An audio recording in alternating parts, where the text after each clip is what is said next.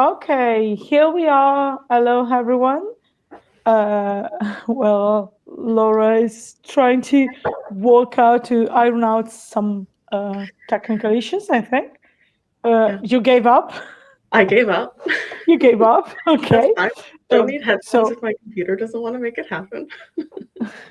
Dan, um, uh, just a heads up, your name is pronounced Laura Gunzel. Ganzel. Okay. I was gonna make a mistake. Okay, so Laura Ganzel, right? Hmm. Okay. Hello, chat. Thank you for rejoining us here. Um, we did it. I mean, we almost did it. This is the last link.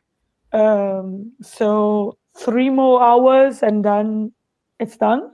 For the second year in a row, we managed to do this 24-hour long live stream. Um, we'll just wait a bit more for people to uh, change from the previous link to this one.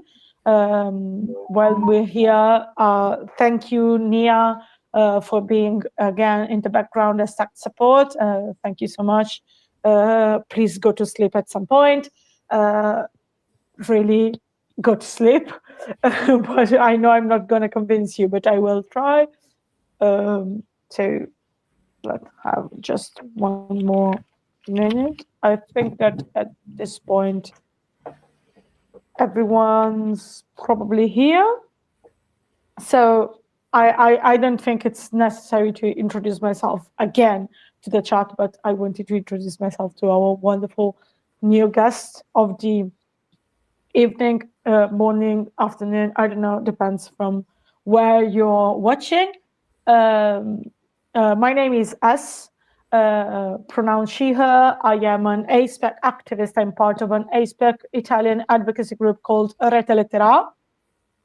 And I'm one of the members of the team coordinating ACES Never Sleep, which was a very bad idea that turned like a very great idea. It's still a very bad idea as well because like it's based on our sleep deprivation. And I'm here now with Laura. Laura, do you want to introduce yourself for our audience? Sure. I'm Laura. I use they, them pronouns. I am a counselor in BC. I live and work on the lands of the Lekwungen and Wasanich peoples. Um, yeah, and I have been involved in ACE and Arrow community things since like 2015, 2016, before I became a counselor. And I was living in Washington, D.C., and was really involved in the community there before I moved around, as us ACE people tend to do when we meet another ACE person who lives in a different country. Um, and yeah, and then I decided to become a counselor. And once I did that, I wanted to help, like counsel. I'm sure I don't have to tell all the ACE people here that you know, counselors are not always the most friendly people to ACE and Arrow folks. And I wanted to provide resources for counselors to do better by our community. Thank you for that, first of all. And as I understand from what I saw on your profile, you have launched. Wait, I don't remember what time it is, where you are, but like you have launched or are in the process of launching today a course for therapists about asexuality and aromanticism. Would you like to tell us more about that? How was the process? Why did you feel like the need to create that? What was the process in creating this course, etc.? Yeah. Um, as I mentioned before, like I think so many ACE people talk about like having bad experiences with their counselors. and their therapists who are like not understanding. I know myself, like my first time coming out to a therapist, I like emailed them like a whole bunch of resources, and I was like, this is, what asexuality is. And like I just like hate that process of like having to like educate someone when you're trying to get support and you're like not really wanting to do that in that moment. And so yeah, wanting to like provide resources so that like clients coming in aren't the ones that have to educate their counselors. And so in my course I kind of go over some like basic terminology things, some like things to expect for like the kinds of relationships that ace and arrow people are in. And yeah, and then I talk a lot about like intersectionality and like compulsive sexuality, or compulsory sexuality, mononormativity, and like the ways in which asexuality and aromanticism have been pathologized by mental health fields, to give, that background, and to give counselors a sense of like what our experiences are like so that, they have a sense of how to. And then I like talk from like a counselor perspective, in yeah, some like therapy techniques that might be helpful in with the kinds of stuff that ace and arrow folks tend to be struggling with. I see there's like a friend or at least acquaintance of you, Chris Cat in the chat, saying, "Omaji Laura, hi, so great to hear from you again." And then, belated congrats on completing your training. Last we spoke, you were just starting on the journey, I think. What is time even? So, Chris Cat saying hi in the chat. So I wanted to ask you, what were the reactions, if you already have some input of that? Like, how is usually, what is usually the reaction from therapists or counselors when you try to educate them on this? Most of the I find that like most of the people who come to my trainings tend to be the ones who care, and but a lot of times they're like, oh wow, this is like a lot of information. Because I think it's like there's a lot of stuff in our community that, we have like language and like ways of talking about things that I think, as we all probably realized as we were like coming to understand our identities, like realizing that like, oh, we don't have to be in these boxes that society like shoves us in. And we come up with these different frameworks of ways of thinking about our experiences to describe them. And then when I'm like sharing with counselors all of these different frameworks, they're like, it takes them a moment to be like, oh, that's a lot of information. That's a lot of like changing the way I'm viewing the world, really, like kind of broadening those perspectives on like how we can do relationships and like, what attraction can be versus, yeah, like the different types of attraction or the different like ways that like sex and romance can be like separate for people, like, and like creates more possibilities. I think like it's a lot to take in when you're like giving it to someone over the course of 2 hours. Yeah. As you mentioned, like people coming to you for the course are already people that are well-meaning and interested, although, as you mentioned, they get a bit overwhelmed by all the information. You didn't have the chance to like talk about this and a wider perspective with like colleagues, therapists, etc. Have you ever encountered hostility? I'm asking because, like, here in Italy, there are some amazing ASPEC-friendly therapists, and also some amazing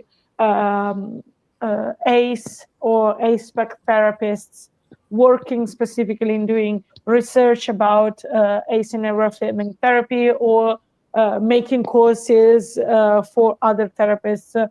And so we have the chance to see, we often see open hostility to that, like therapists saying there's actually nothing to learn and these are all silly fads, etc., etc. Just wanted to know if, like, is that an Italian thing, or did you encounter things like that in your journey?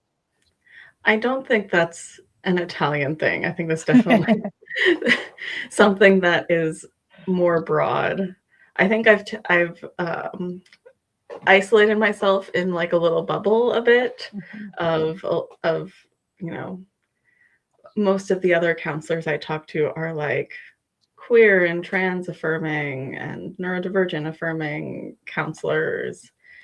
And so I have my own little bubble that I've kind of created for myself. But definitely, like, sometimes it can be a rude awakening going beyond that bubble into like what broader the broader field can because like the narratives in like mental health fields, like particularly like therapy, like have been very like anti-ACE for over a century. So it's going to take some time to like change that. Yeah. I wanted to ask you more about your personal experience being like a counselor and being a race person.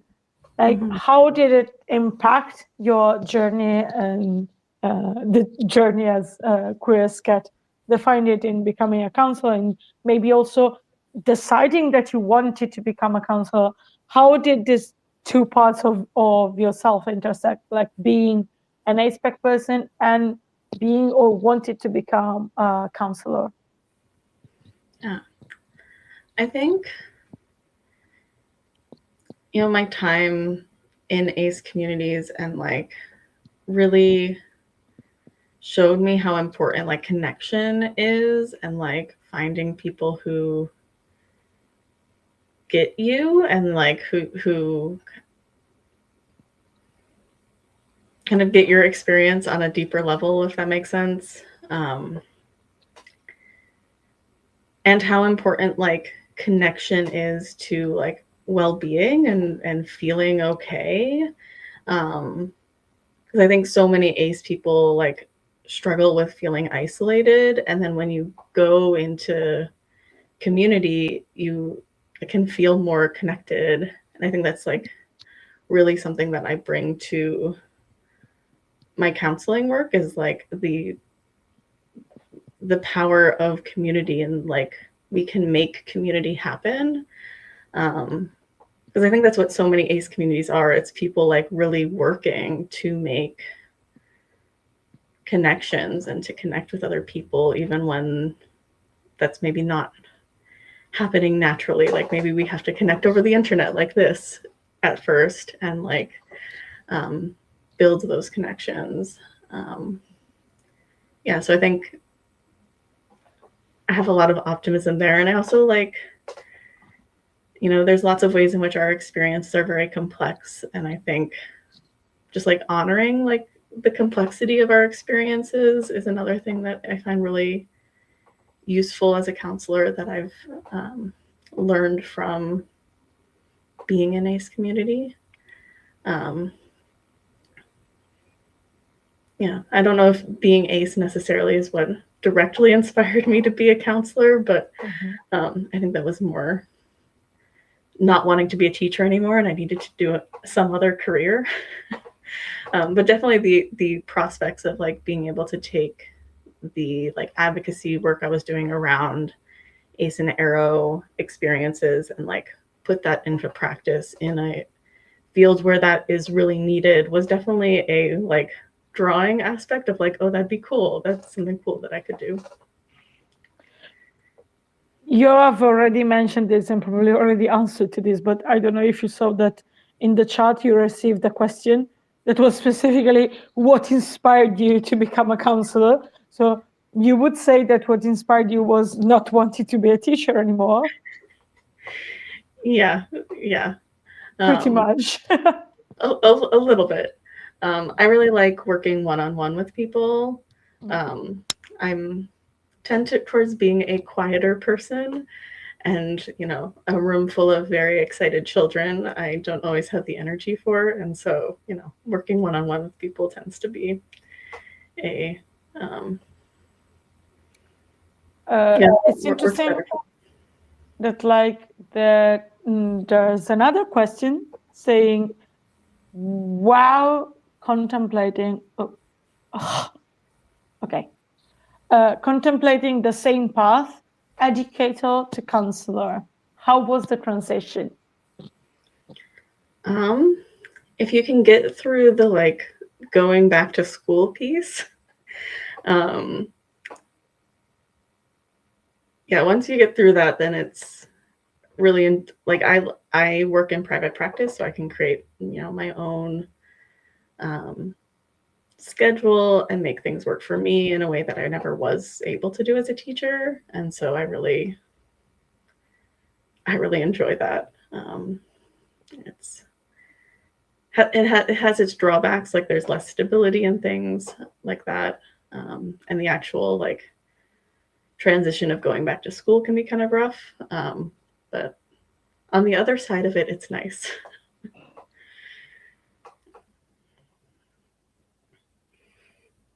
Queer as cat is adding to the conversation. Let's not be hashtag let's not be underpaid teachers anymore. I don't know if you know that, but this conversation is extra funny because I am a teacher actually. So we have the whole spectrum of experiences: teacher, former teacher, person considering changing from educator to counselor, etc. I am a teacher, but I don't have to deal with like a room full of children because I teach ancient Greek and Latin. So it's teenagers usually. I think that like teaching ancient Greek and Latin to children would like be considered torture. So we're not doing that. Even in Italy, where we have questionable opinions about school. There's a question from our tech support actually that I'm not sure about. Wait, I'm getting it. That's slow. Yeah, I wonder, was Laura in Japan too? I've never been to Japan. No. Never been. They've never been to Japan, so you're probably confusing with someone else. I wanted to go back to the topic, but of course, chat, feel free to ask questions. I also wanted to ask you if you know other ASPEC counselor or therapists. You do, like I've met a few people through like posting online, and we've chatted. So online, not in a like physical space. Not yet in a physical space, though I will say a surprising number of the people who have been to my when I did the webinar version of my course, a surprising number of the people who attended that were ACE themselves. Yeah, that often happens, unfortunately. Yeah. Like it seems like the people who are interested in knowing more are the people that already know more than average. So I also wanted to ask, like, you are from the US, right? Are there in the US any, since you said some other counselor and therapists that are ASPEC as well online, is there anything like projects, courses, projects you're working together for ACE and ARO affirming therapy? Or is it just each and everyone with their own practice and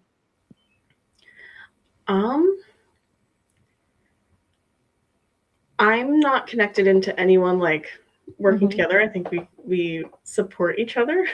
Yeah. There are people, I don't offer like CE credits. So if someone wants CE credits, I send them off to someone else who does offer those. I know there's a research group somewhere that's like kind of adjacent. But I'm not formally a part of that. I just know that it exists. Okay. Sorry, there's a question that I wanted to ask you. And I'm now thinking that this should have been probably the first question, but what is time? Non-linear time is queer time. You try to provide and you try to foster and promote ACE and ARO affirming therapy. Mm-hmm. If you had to define that, if you had to define maybe to a fellow counselor or a therapist, what you mean? What is ACE and ARO affirming therapy? What is therapy that can be not only, we always talk of therapy that is friendly or inclusive, or sometimes it looks like we have to be tolerated by our therapist, and that like the baseline is so low. Like I will accept a therapist that at least doesn't insult me and tell me that I have issues because I am asexual or aromantic.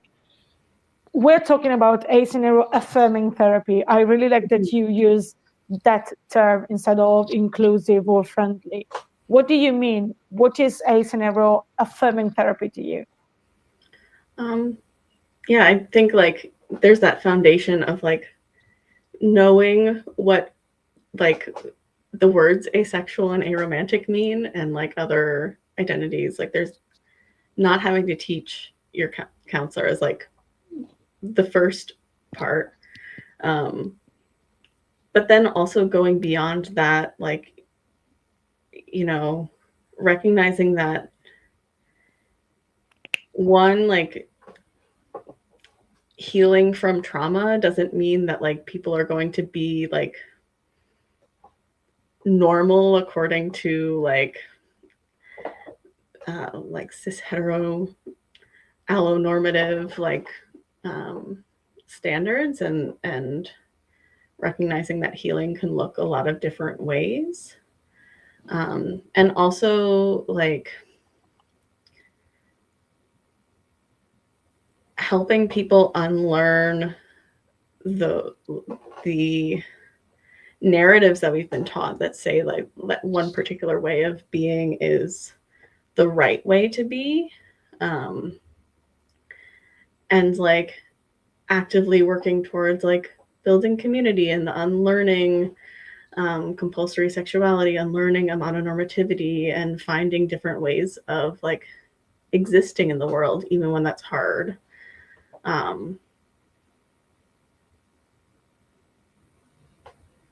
Yeah, like so like going beyond just like the basics of like not being anti-ace or anti-aro in session, and actively like helping you explore like how do I exist as an ace or aro person in the world in a way that feels good, and moves towards liberation for ace and aro people and all people. Yeah. It's interesting that like you put emphasis on like liberation for ace and aro people and liberation for all people, and like you also mentioned like affirming therapy being therapy that lets you explore freely. I think that's something that gets lost on therapists. At least I'm talking about my own experience, not only as a person seeking therapy, but as an activist. Because like when you are an ASPEC activist, you usually have to talk to a lot of therapists, because the problem is like when, for example, a magazine wants to talk about asexuality, they will call an aphobic therapist before calling ASPEC activists, because since we are seen as a wait, I'm gonna just wanted to mention very briefly that we created this banner. So if any of the stuff you want to talk about, you think could go in the direction of talking specifically about instances of homophobia in mental health care, just ask to put the banner on so people know that we're talking about that. So what I was saying is like that in Italy, and I know not just in Italy, asexuality is still pretty much from so many people seen as a disorder, either like endocrinological or mental. So when we have to talk about asexuality or aromanticism, it's always necessary to call the sexologist or the psychotherapist, because our voices are not authoritative enough. Like we can't talk for ourselves because we are patients. So we need the doctor to be in and to talk for us. And we've met so many therapists who had literally no idea, and said the most degrading stuff. Uh, Once, this was like the bottom of the bottom, like a radio program made an interview about asexuality, and they called an urologist, because like, and we like, what does the urologist has to do with asexuality and romanticism? But the problem is that they are they want the medical professional. So sorry, I went on a tangent, and you emphasized the fact of exploring freely.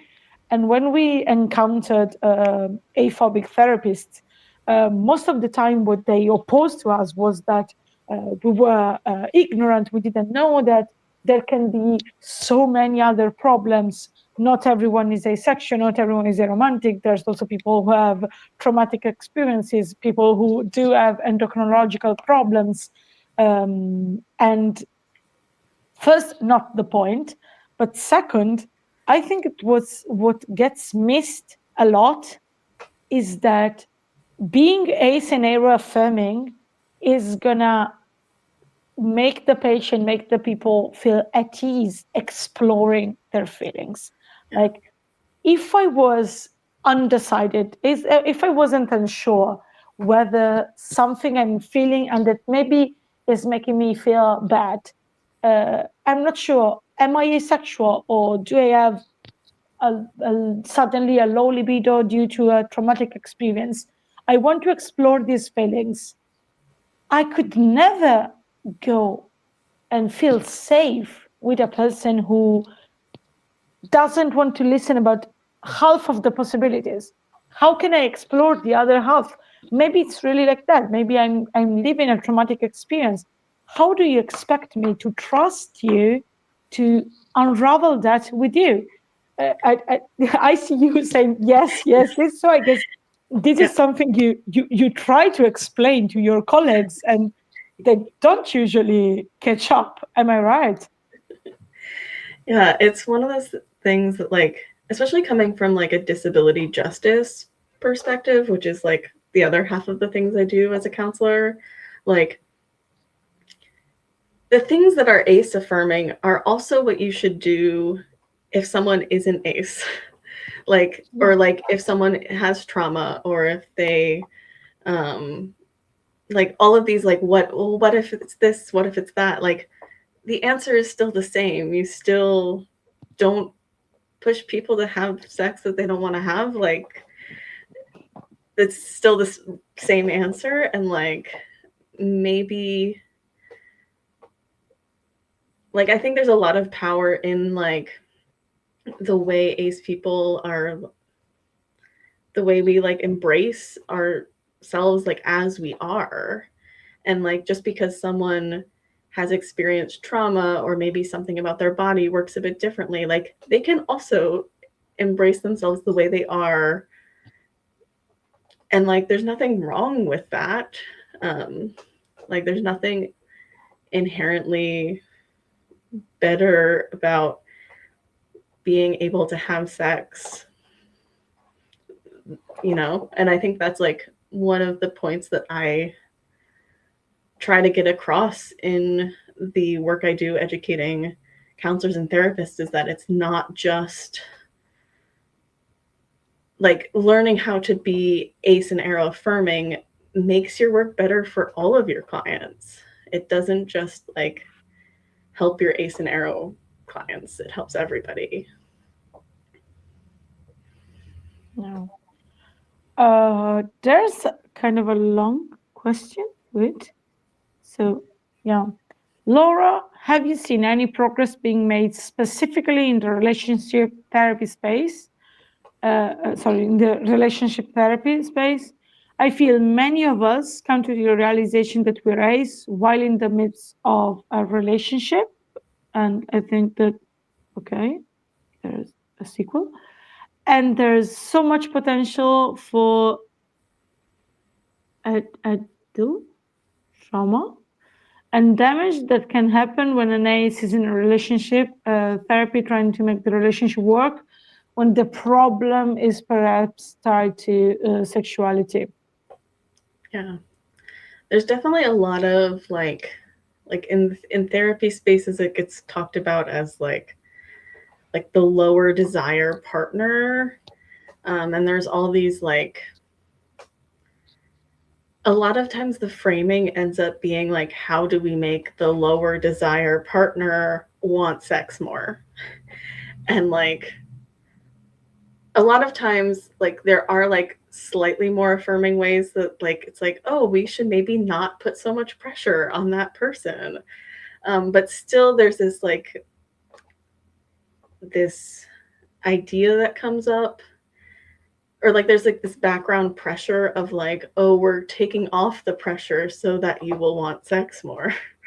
And it's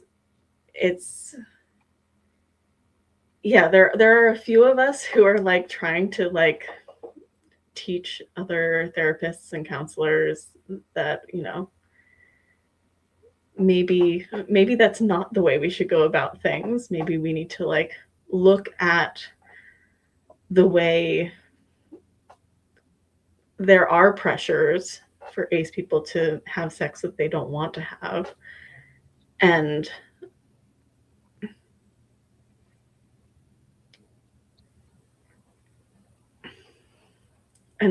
do things differently. And I think I don't personally work in relationship counseling because I don't, my brain processes things slowly, and I don't think I can like juggle paying attention to two people at the same time, or more than two people at the same time. So I just try to get other people to like maybe think about things differently. But yeah, does that answer the question?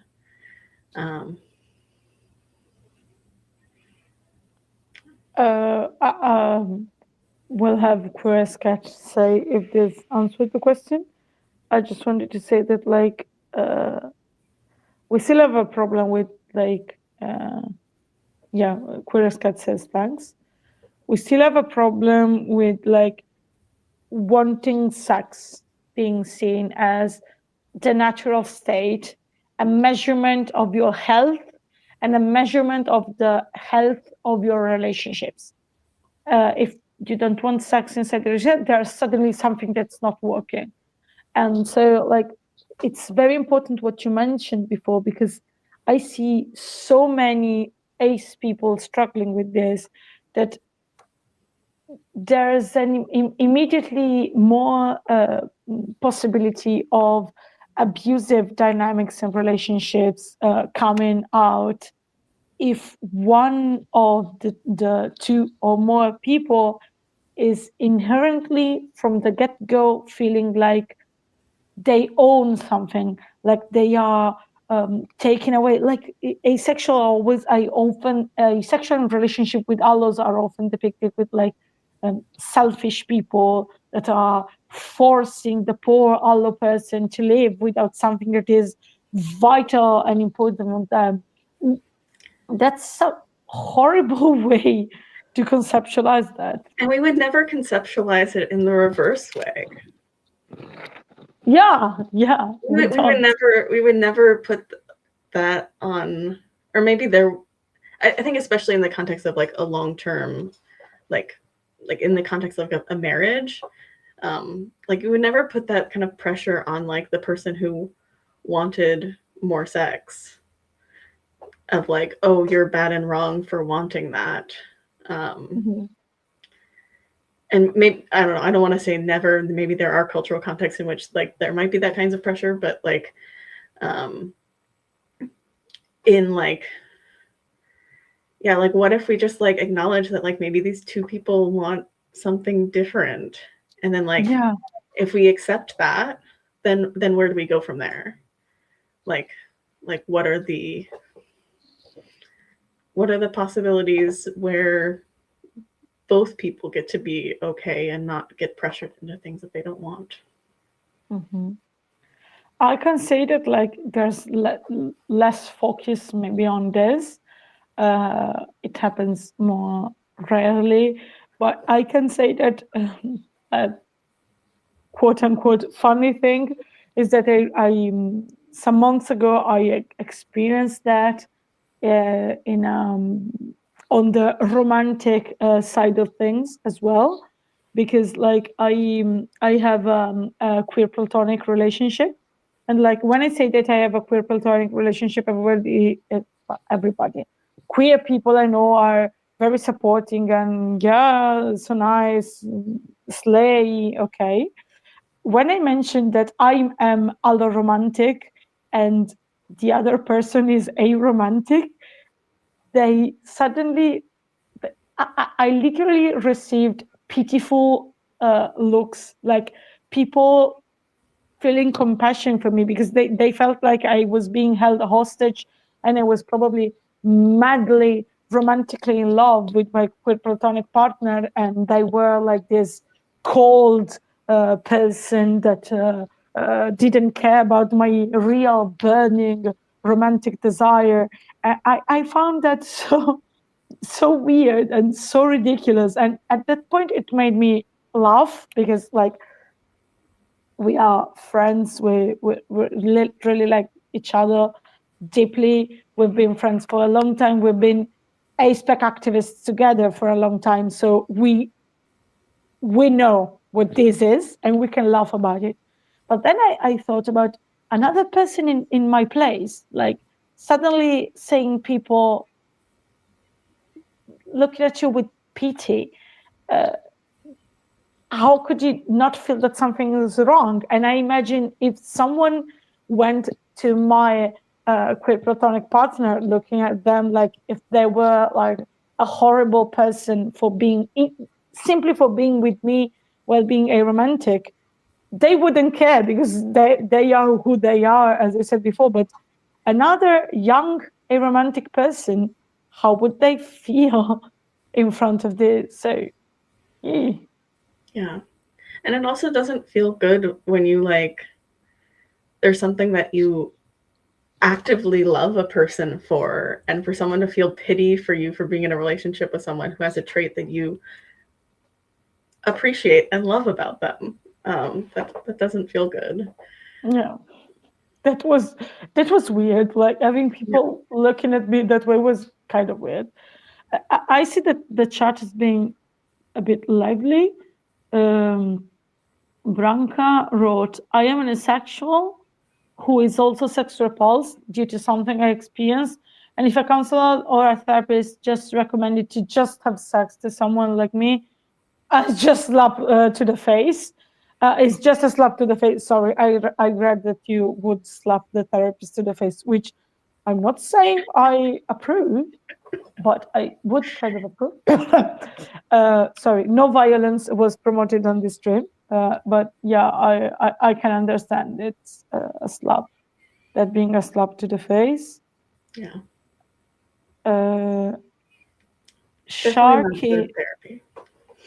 Sharky said, they often see not wanting sex as a problem that need to fix, but don't consider that maybe the problem is surrounding asexuality. Yeah. Yeah, the problem's the world that makes it not safe to be an ace person.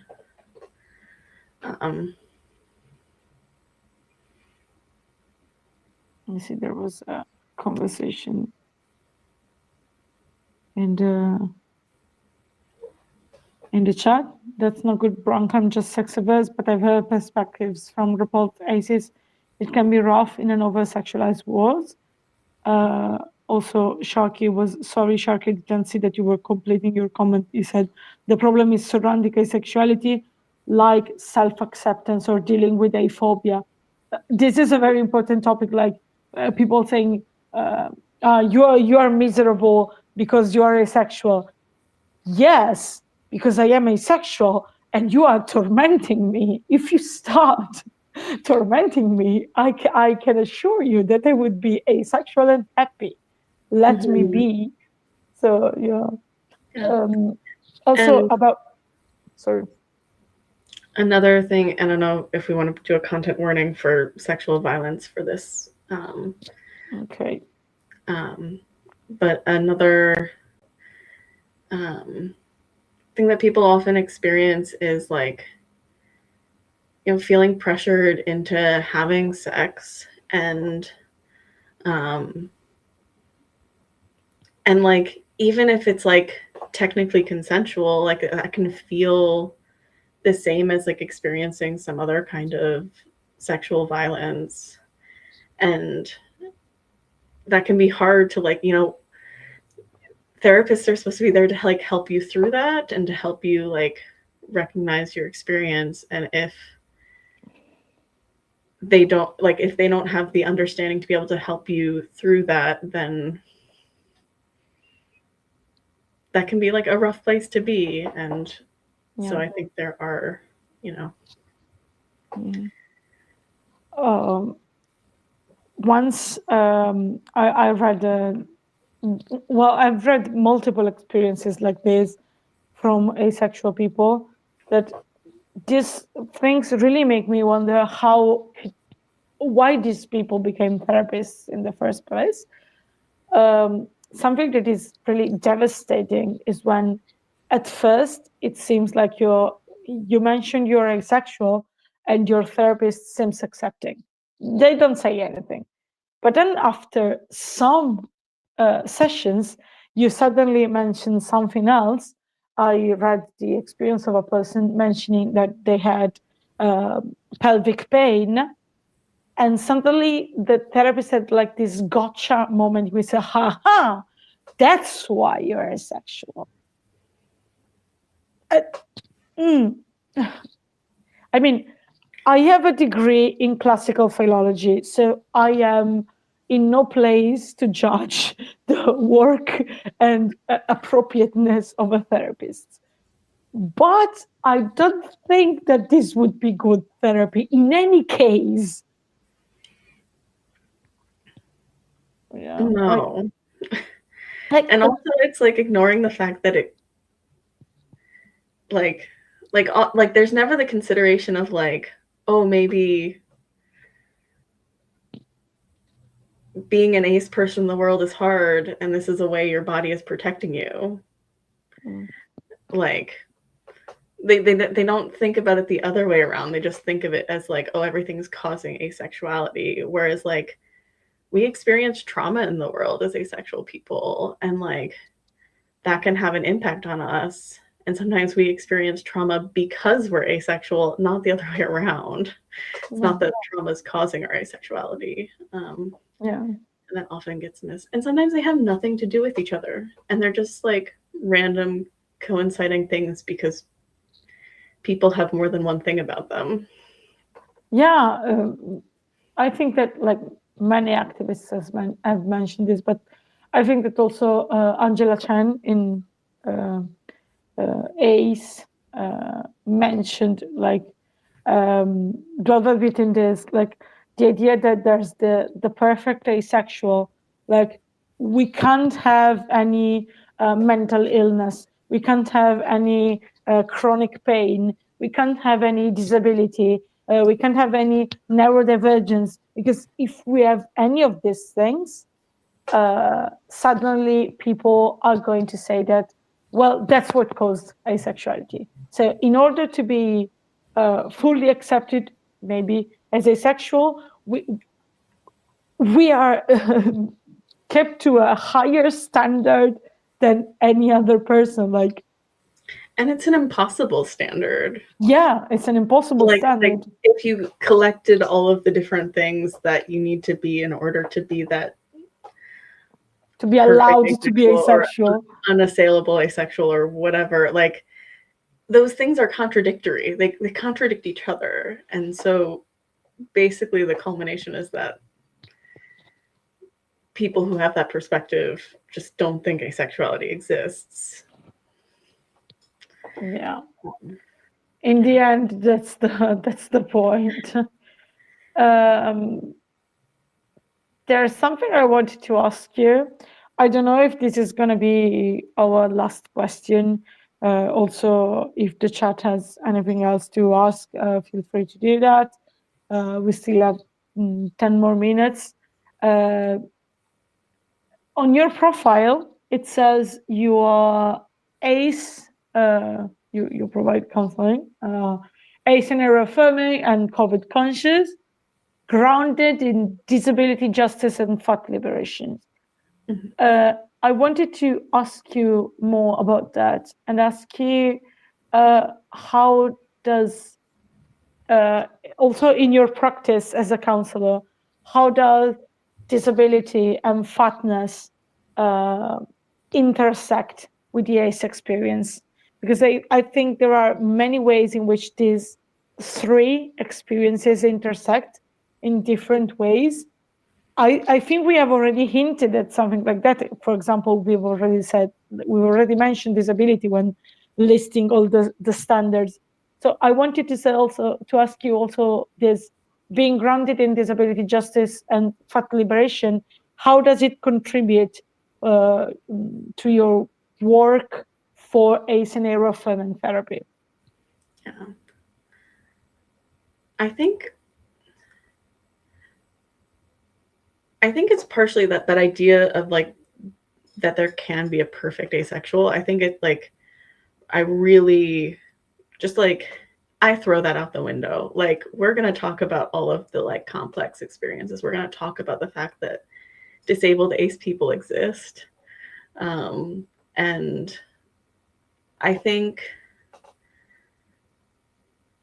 anyone who's a good counselor, a good therapist should be able to like hold complexity. Like that's supposed to be what our job is, is holding complexity. And so, you know,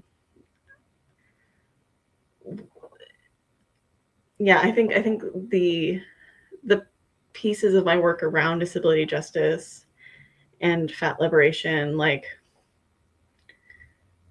I just like I have no interest in like pretending that I'm, you know, that there's like this like perfect asexuality, like a perfect way of being asexual, and more just like really grounded in people's experiences, and that people are okay as they are, and like regardless of like what's regardless of if something's contributing to their asexuality or not. Like it doesn't matter. Your asexuality is still okay. You're still allowed to be asexual. yeah, and those two things are very connected to me. Yeah. Thank you. I see there's one question from Nia. Do you have any tips on comeback statements to handle not so welcoming therapists? I like the euphemism, Nia, with not so welcoming therapists. Yeah. I think the thing I want people to know is that you can fire your therapist at any time. You can walk out of a session. You can stop going unless you're like mandated to work with that person. But like most of the time, you can just stop. And as a like a maybe going riffing off of that a bit, if you are looking for a counselor who is ACE and arrow affirming, I would recommend finding a counselor who's like trans affirming or neurodivergent affirming or both. I find that like the like other counselors that I talk to who like work in the broader niche that I'm a part of like trans and neurodivergent affirming counselors tend to be pretty good already, even before I teach them anything about asexuality. So yeah, not a lot of people put like in their bios that they like work with asexual people, but they might put that they're trans and neurodivergent affirming, and those therapists you're more likely to find to be ACE or arrow affirming. Yeah, so my yeah, the comeback statement is firing them, and yeah. I think unless there are questions from the chat, this is going to be our last question. And sorry, it just came to my mind. It's probably gonna sound a bit weird, but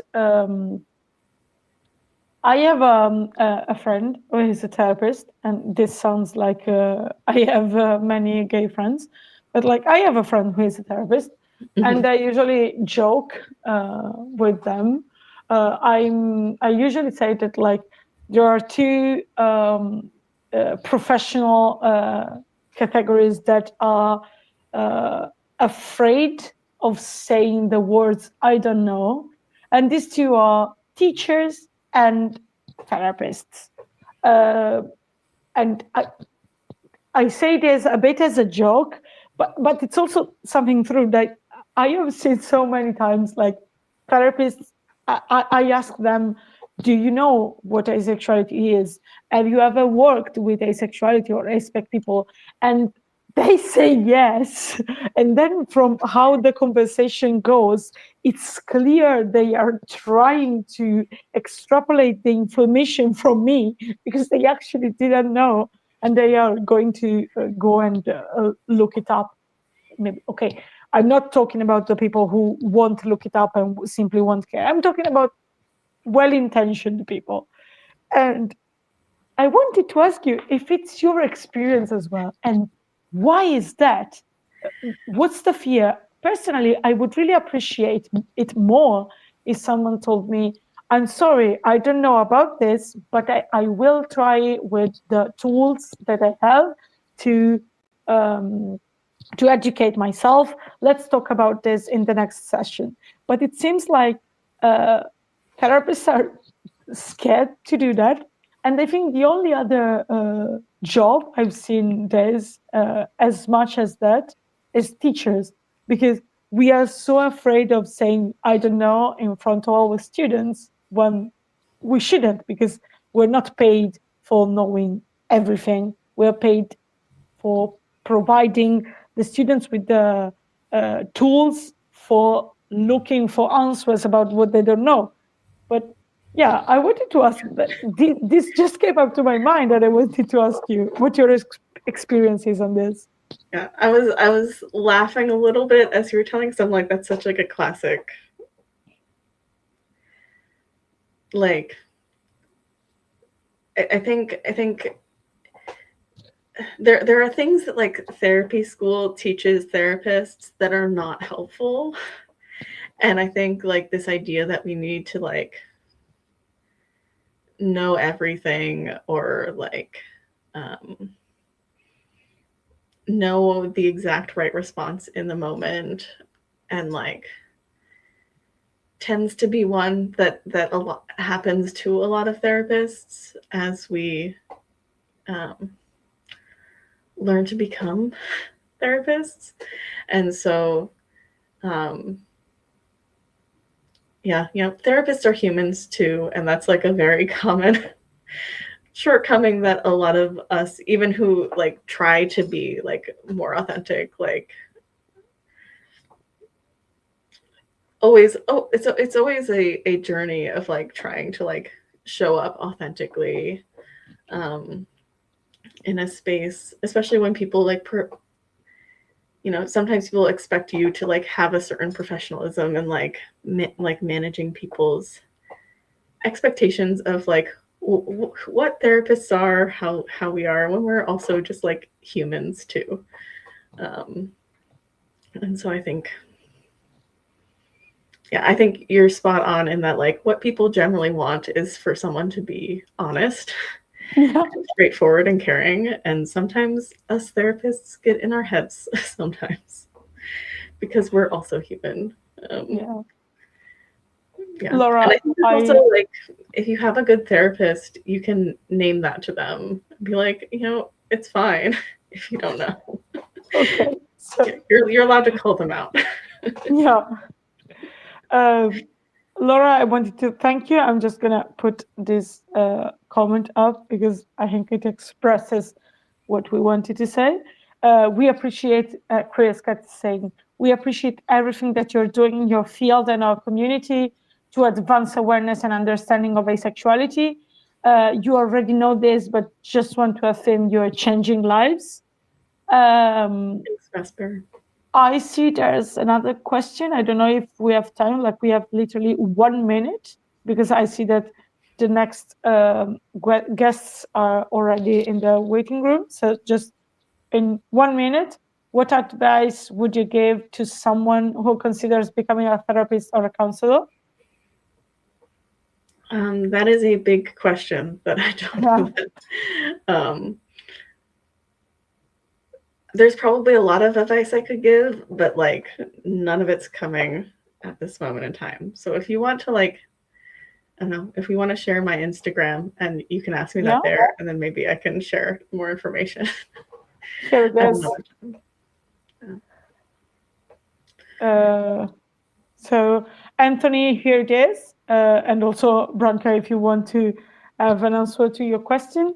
I don't want to keep our other guests waiting, but thank you so much, Laura. It's been Thank lovely. you as well. And thank you for what you're doing. It's really important. And I hope that like we can get in touch, and also maybe you can get in touch with like the ACE therapists that are creating change in Italy as well.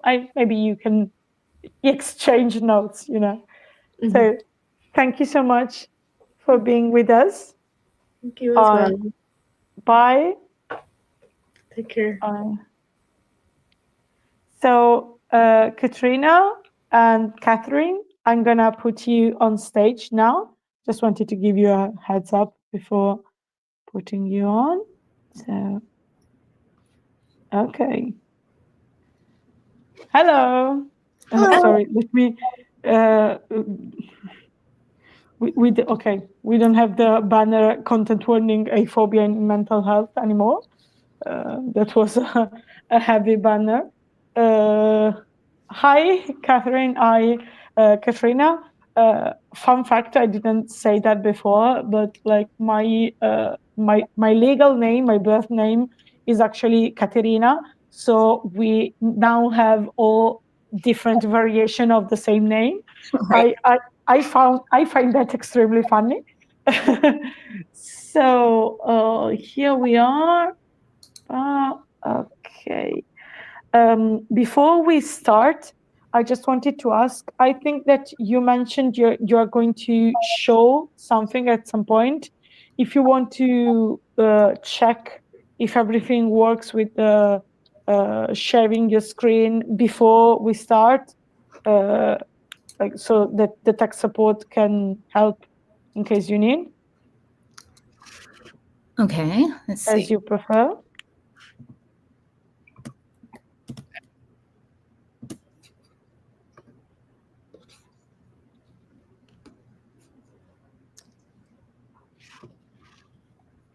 Okay, so we're just uploading stuff into the studio here for us to share eventually? Okay, gotcha. Okay. And just to double check, where am I uploading things to share eventually if I have? You should be able to just load the screen share function. Okay. If not, if you can make a slideshow or share your screen, yeah, you can. You should be able to share your screen. You should have like in the if you're from phone in the more section, or like you should see share screen or present in the down. But if it's difficult, you can just send an email to the IAD email with the pictures you want to show, and so we will do that later. So just wanted to give a heads up before, so we don't have to get entangled in technical issues later. So if you can't, if you have problems with the present screen or share screen function, just send the picture to the email. Apart from this, welcome. You are like, we are in the last, almost last part of the live stream. So you're bringing us towards our goal. I wanted to introduce myself. First of all, we have communicated over email, but my name is S, like as I mentioned, my birth name is another iteration of Katrina and Katerina. My name is S. I'm from Italy. I'm an ASPEC activist in Italy in a group called Rete Lettera. And Katrina and Catherine got in touch with IAD through the forum. And I was very excited, honestly, to have you on here to talk about a romcom, the project you're working on. A romcom is an independent short film promoting queer and aerospace spec stories. And tonight, I mean, it's night for me. I don't know what time is it for you.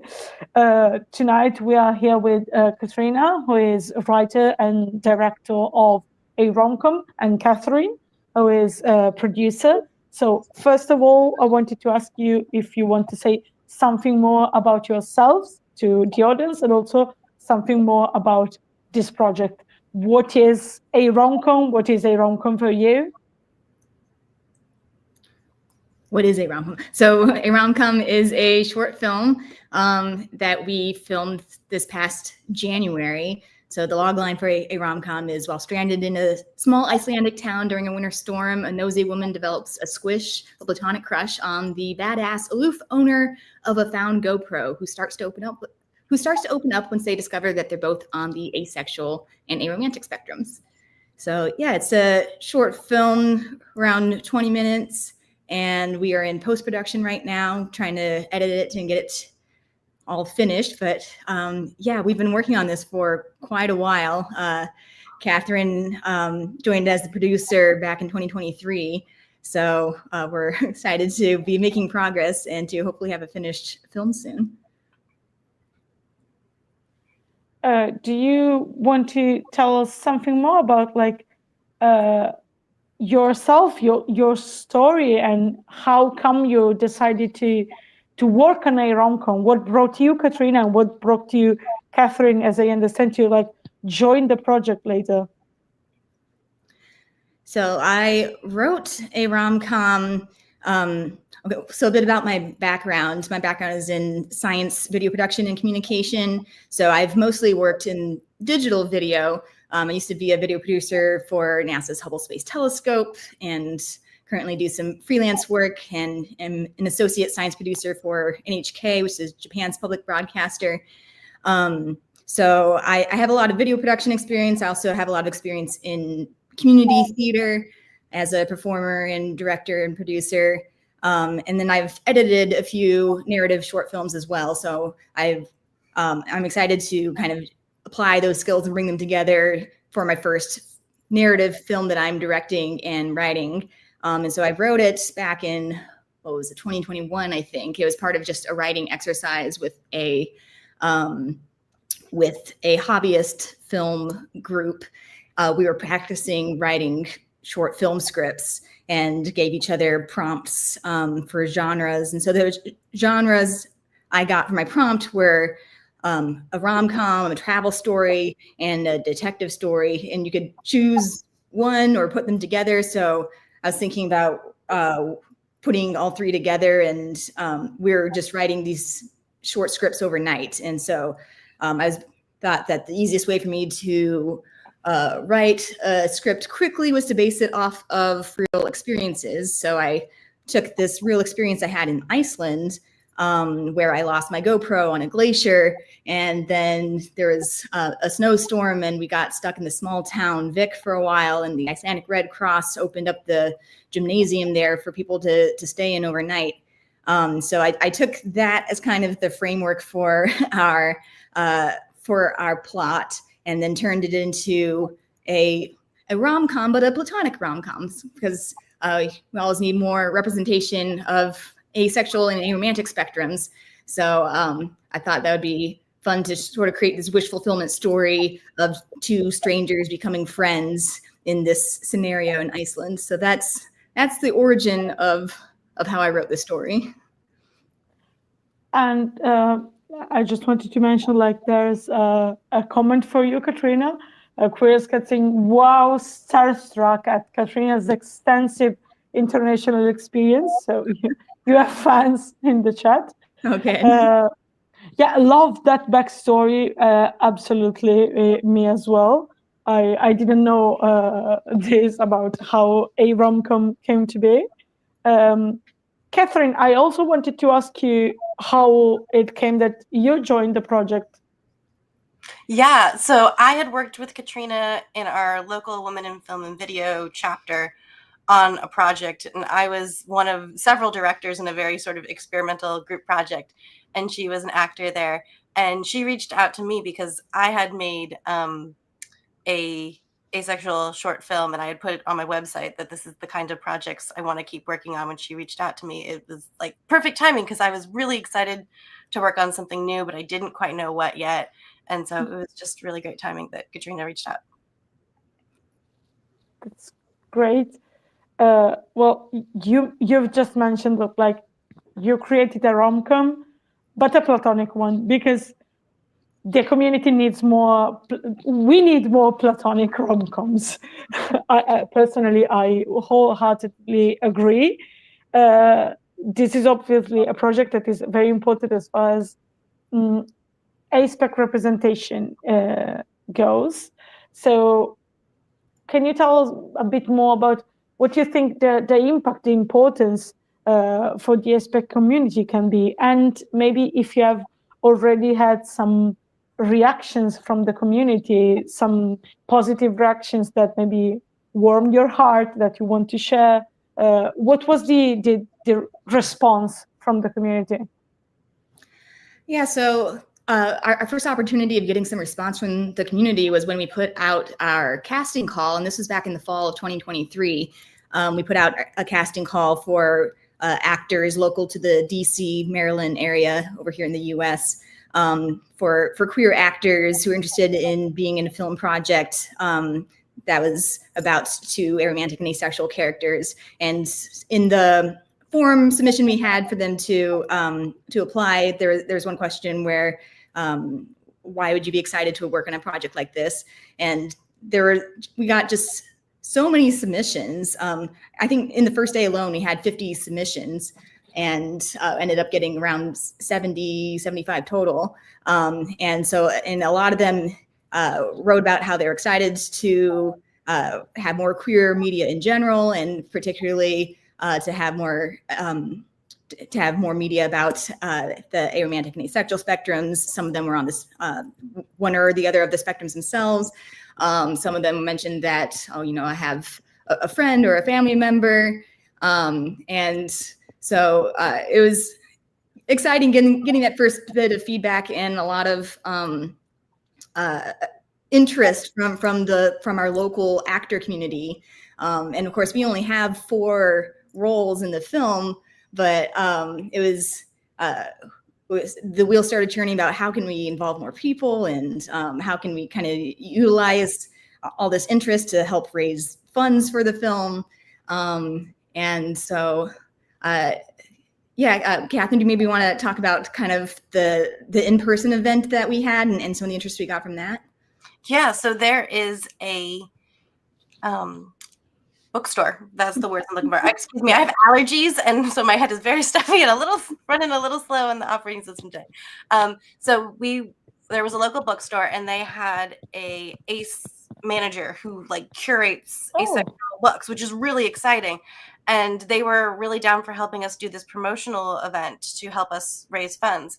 And we reached out to the community that had found us through the actors who had submitted, and we were starting to build their Instagram. And we got over a dozen submissions for people to come and perform their talents and share their experiences. We had someone sing a song. We had, I believe, someone read a poem. We did a table read of our script. But from that, I think over 75 people showed up to this private room space, which was only meant to hold 30 to 40.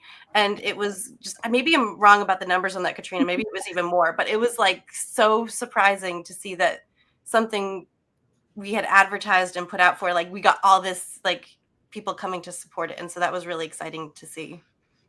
Yeah, we co-advertised it with the Aces and Arrows of the Mid-Atlantic meetup group, and Busboys and Poets, which is the local little chain of restaurants and bookstores. They had advertised the event, and we had a pretty packed house. I think there was maybe 60 some people in the audience, which in a sort of medium-sized room was pretty crowded. That was some exciting interest there as well. And that was during our first crowdfunding attempt, as we were trying to raise the funds to make the film and starting to build up our social media audience. And so we were getting a lot of interest. It was hard to kind of funnel the interest into actually raising the funds for the film. And of course, filmmaking is expensive. But having all that interest, so our first crowdfunding attempt, it did fail, our first attempt, because it was just an ambitious campaign. We were trying to, I think at that point, we were trying to raise $18,000, almost $19,000. And starting from scratch, we hadn't really started our,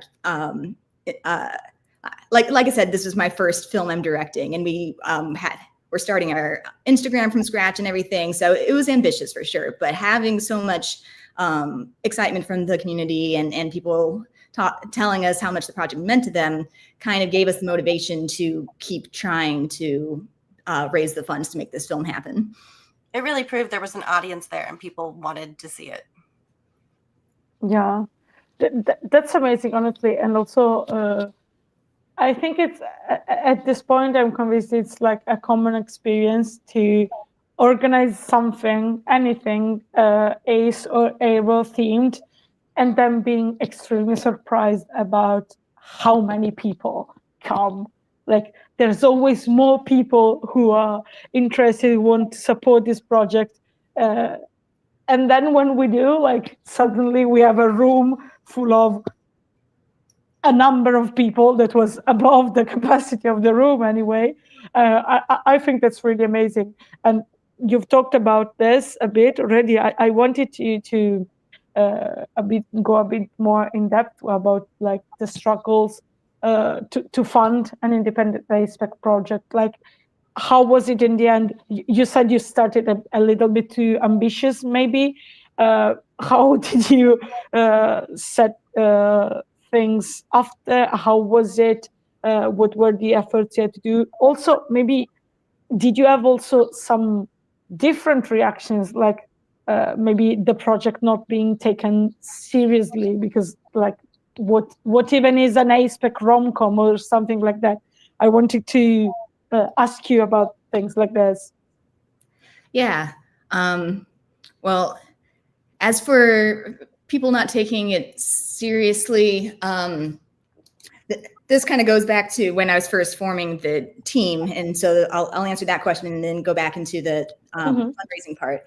But yeah, so when I was first trying to figure out who to bring on as my partner for the project as the producer, there were a few people I did try contacting before I found Catherine, and but they obviously weren't part of the aromantic asexual communities, and so them reading the script, they just didn't really fully get it, and they were also busy. But so yeah, I had tried a few different people who, when they read the script, they're like, it didn't really resonate with them.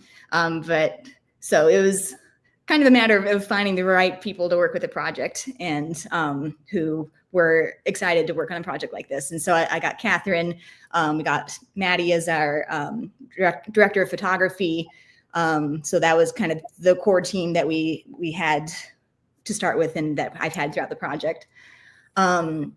So jumping forward again to the fundraising. So after our first crowdfunding campaign was not successful, decided to step back for a bit and try to look for various grants and screenwriting competitions and other avenues of fundraising, and try to raise some funds outside of crowdfunding because there's only so much you can lower the budget of the film without significantly changing the film.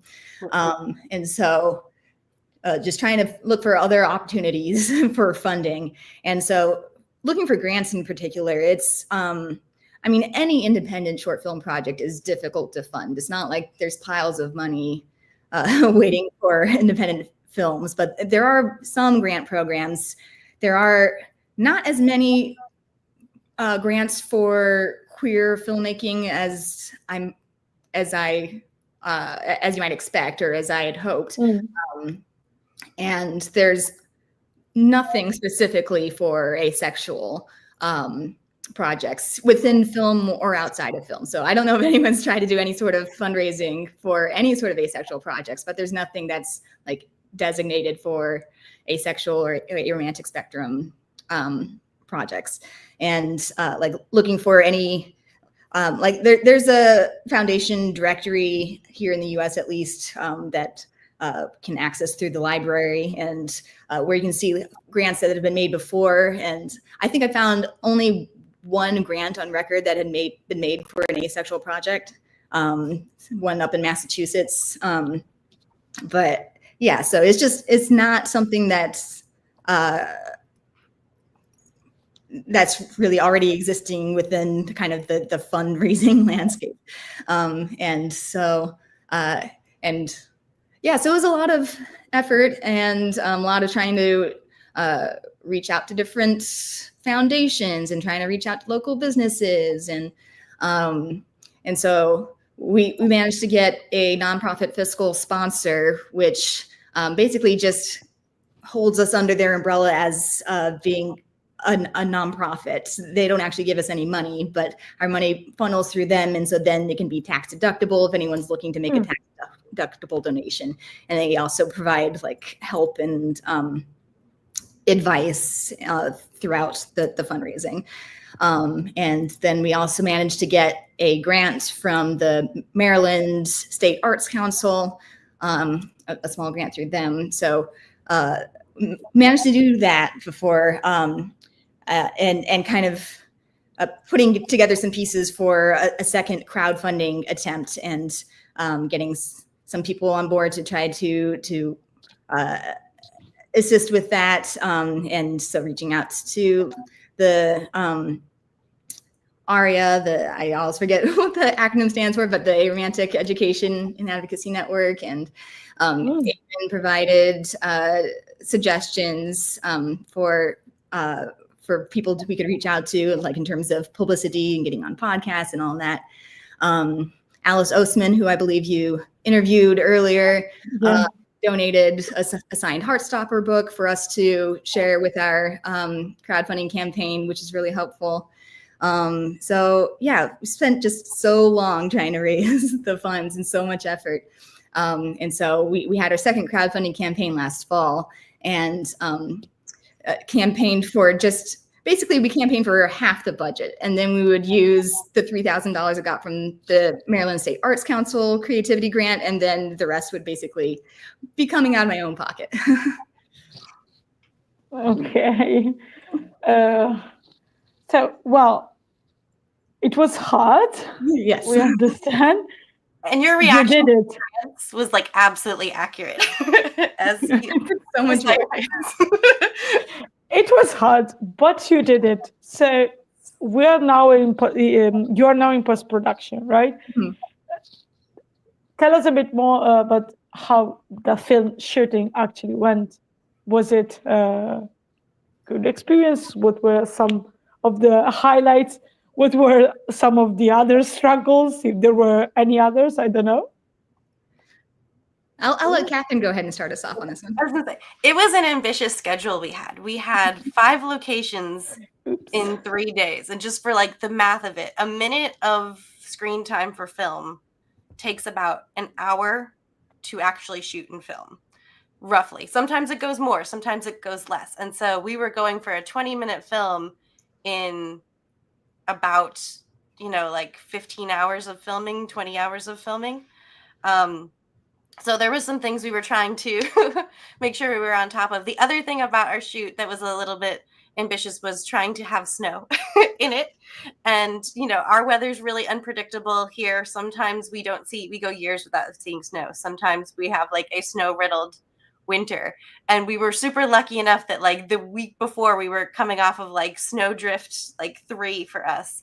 And so we had a little bit of it, but the week we're going, like it was Wednesday and we start filming Friday, and Maddie, our DP, went to go look, and we at the location where we're outside in the shot and we're seeing the snow starting to melt. We're like, okay, there's not much left to do.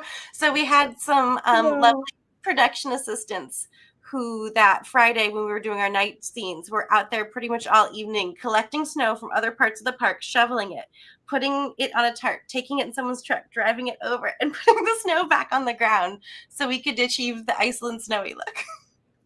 Whoa. Yeah. That's a lot of effort for snow, I have to admit. Well, completely understandable, because I can understand wanting the Iceland snowy look, but that's a lot of effort that I had never thought about. Like how weather can be extremely impactful when you're trying to shoot a film. So the schedule was very ambitious. In the end, did you manage to do that, or did you have to? Yeah, we got it all. I think we maybe cut only 2 things the whole shoot, Katrina. 2 or 3 shots the whole time, but we got pretty much everything, and we got out of our locations on time for every single one of them. So we did it. We had a really amazing, efficient team who was super on top of it. Whoa. It was definitely a push the whole time, trying to make sure we were staying on schedule. But yeah, really the only things we cut were where it was like where we had planned to do one that was closer in, and like, no, we're good with just the shot we did was already pretty close in, or so it wasn't that we cut any actual material from the film. It was just like, I think we covered that in the shot that we already did. Mm-hmm. So what's the current status of the project? Where are we at exactly? I will also admit that I am extremely ignorant about all the complexity and intricacies of shooting a film. So what does it mean exactly that we are in post-production now. When can we expect the movie? Is there still to do? How are things looking? There's a couple of steps of post-production, but once you get the footage, you have to log it and organize it, which sometimes can be longer than actually getting a first edit up, because you have to go sort through everything and get it in there. And then you get a first draft of your edit, and then you start refining it. Then you have something called picture lock, which is like no more changes. You usually get VFX and graphics in there at about that time. And then you start to go do the audio work. Sometimes you have an audio person. This round, Katrina is also our audio sound editor. And we're looking for some music right now that we can use for it. And then you have graphics, any sort of final touches to go with that. Color correction is a part of that too. Because the footage comes out of the camera not looking super good because of just how digital things are filmed. So you have to go in and make it pretty. Thank you for helping me understanding better what you're doing.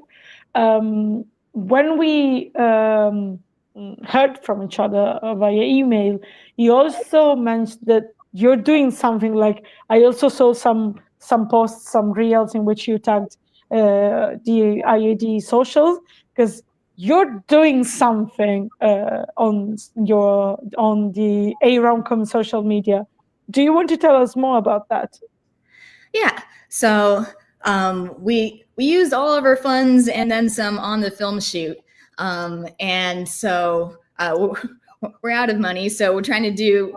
So that's why I'm doing basically all the post-production work. I'll be doing the audio editing, probably doing the color. Catherine and I together will be tackling the visual effects. And so, but we're spending as little money as possible, but we still need some money for licensing a few more pieces of footage and licensing some music for the film, and then to cover some application fees for film festivals. And so we're trying to do just a little mini fundraiser this weekend for International Asexuality Day. And so we put on our Instagram that for anyone who donates this weekend, for every $10, I will personally send you a still image from the film. And for every $50, I will send you a blooper from the film. And last I checked, we had from this campaign we've raised so far 220, and we're hoping to get to 500 would be great. So I can post the link for that in the chat here. Yeah, you can post the link in the chat. I asked Nia to put it on the comments as well, and also I will try to let me just find the right tab. Okay. Sorry about this. Here we are. Yeah, and if you're in the U.S., it can be tax deductible donation because it goes through our nonprofit fiscal sponsor. But yeah, so if you can spare a little bit of change tonight and help out, that will be much appreciated, and will help us complete the film. And you'll get a bit of a sneak peek because you'll get to see a still image or a blooper, or multiple, depending on how much money you're able to share.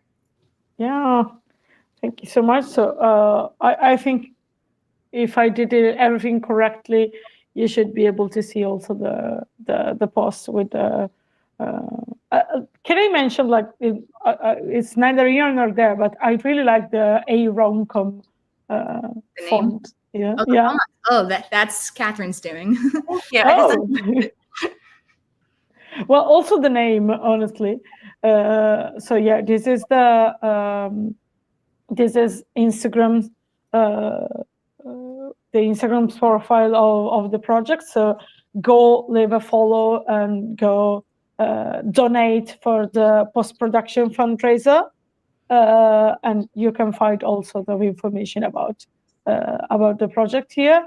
And also, if you want to read the interview they've done with Aurea. You can find it. You can find about it here and in the link in bio. Just wanted to mention that, like, we still have some time. So if you want, I can. Well, first I wanted to check something because I see. Oh, yes. So the images are actually here. No problem. We solved it. They are listed as guests. So, Oh, interesting. yeah. So great. First, if it's okay with you, I would like to look at the chat, and I'll also ask the chat if they want to like talk about this, if they have any questions, if they have something they wanted to ask Katrina and Catherine. I see that Queer's Cat has wrote something. I get exhausted just editing my own long form YouTube videos. Can't imagine editing a cinematic production. Hats off to both of you. I see Catherine laughing. Do you want to say something to this? Like, No, thank you for getting it. A lot of work and that's it. Thank you for time. getting. This is an interesting question. Will there be ways to watch outside the US once it premieres? Where will a rom-com be available? So our ultimate goal is to eventually get it onto YouTube so that the whole global community can watch it for free. We're not sure exactly of the timing of that because we do want to try submitting it to a few festivals first, and some of them allow for it to be on YouTube and some don't. So we just need to kind of figure out our calendar. But if you follow us on Instagram or social media, we'll definitely be letting people know when it's going up on YouTube. But so it will definitely be up on YouTube eventually for everyone to be able to watch it. That's amazing, and I really hope that like we can help with the post-production fundraising. So you have some images. You mentioned that you wanted to show us and tell a bit more about some pictures from the backstage. So we're gonna get a little bit more of a sneak peek about how the shooting went, how it was. I hope. I still can't see the images. I can see them only when we put them on screen. So I want to ask beforehand, will there be a picture of the people bringing the snow in? Because I would really love to see a picture of that. Ooh, let me see if I have one. I'll be right. I got that. Like, I would die for a picture of the people bringing the snow. Yes, one moment. Let me just make sure I've got everything uploaded. It's been I've been trying to upload things while I'm not talking, but yeah, don't worry. Like, we can have some relaxed chat. And then I think some of them I need to just convert into JPEG so that they'll upload. But yeah, we can start with that once I convert this real quick. Oops. All right.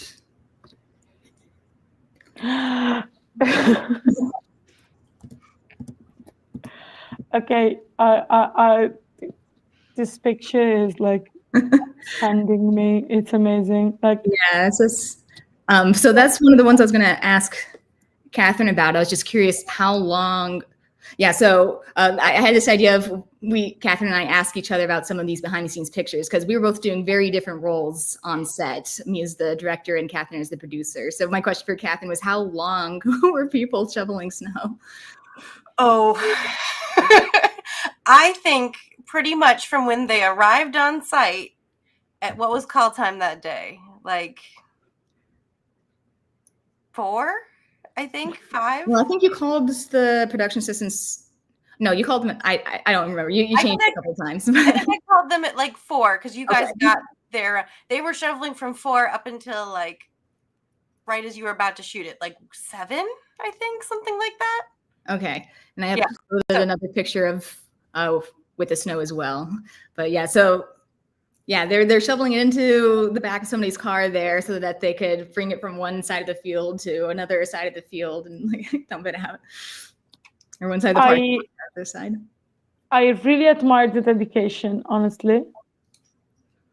No, they were truly lovely people. It was such they were also volunteers. They saw our project and they were really excited about it and wanted to support it. And so they did this just for the love of it, which was super amazing. Yes, super thankful for all of our production assistants who are doing just a lot of manual labor. A round of applause for your production assistants. So, what is this picture then? It looks like one of our production assistants is adjusting some snow behind the bleachers there. So we had a shot of our main actors who go out and sit on the bleachers. So yeah, we're trying to make sure we had enough snow in the background of the shot. Well. And it's getting dark, so now they're shoveling in the dark. Okay, this is starting to look like some kind of torture, like shoveling snow in the dark. Well, their reward was that after they shoveled, they got to be inside in the warm, and then the camera team and the directors who had not been really outside and the actors were now outside in the cold. And it was like the coldest night we had in a long time. So trades off. Of equal exchange. Yeah, trades off. Can we ask Nia for another picture? Yeah, Catherine, you want to share one of yours? Yeah. Okay, so earlier, this is Kat Vivaldi. She is our lovely assistant camera. And so earlier when things were happening and going on, these were our cots and we had to give them back to where they came from. We could not get food. People were eating lunch. So I just put a little note that said no food on the cots. And Kat had seen this because it was her food, came and wrote no food on the cats. And she just kind of wore that around for like an hour or two. So yet another cat person. So now we got 4 on screen. This is a shot, and this is from one of the scenes. And Katrina, if you want to talk about it, I don't want to give spoilers, but it was we had envisioned this for a long time and how it would play out. So I was filming and taking pictures of how it was going, and it was just really exciting that this came out the way we wanted to. This is Sam Panchavari. She is I'm going to call her our associate producer because she basically became that. She was our script supervisor as well, but we had to have a stand-in. And so she's over here and the video didn't upload, but she's doing like cute little poses while Katrina and Maddie are having like a very serious conversation in the background of what's going on. So I don't think anyone but me and Sam and one of our PAs, Helene, who was running Slate that day, saw what was going on. Okay, so I don't have a video for this moment, but I think Katrina might remember this, is that we are in this cafe to be the travel center in the film, and it is night. We are about 2 hours away from our end of being in here, and we have a couple of shots left, so we're trying to move quickly. And outside is this horrific car crash noise. And I say something to the effect of, I'm usually a pretty empathetic person. It's like, if that's not any of our cars, if I'll go check, we need to start running right now before the sirens happen. And so, yeah, that was everyone right before the crazy outdoor sound went on. It wasn't our cars, and I didn't even see the car, so I don't know what that noise was to this day. The shooting up this film was extremely adventurous, I would say. Not as adventurous as some things I've been on, which is good. It was just the right amount of the right amount of adventurous. Yeah. And this is a lovely photo of our PAs as we are getting shot up for the night. All right, so I wanted to, I have a couple pictures here of production assistants putting up the gels on the lights. So this was another thing that I wasn't really there for. So I wanted to ask Catherine about how long did it take them to figure out gelling all the lights on the ceiling? And we have a whole bunch of pictures of it. So I was curious how long they were doing that. It was about 45 minutes, and we had sort of come in with this plan. We were going to try to tape it up, though, but the problem is that tape on hot falls apart. And I don't know if it was me or one of our PAs, but there was like this little plastic guard. We're like, take it off and we'll just cut it out and snip it in there. And that's what we ended up doing. And we had at this point all of our really nice extras there. So we had to be like, all right, everyone on this side of the room, stay here. And then we'll shuffle you over to the other side. But it ended up being a really tight fit. And we got the crowded feeling we wanted for in this space of like everyone being evacuated. But it was like people doing like human Tetris for a little bit of scooting everyone around to get these up. So it was like 45 minutes, which was pretty good considering the situation of trying to figure it out and having a couple of mini fails. All right, I want to share. I think I had one more picture of the lights being put up, and then whichever one of my pictures you want to pull up next, I can ask a question about.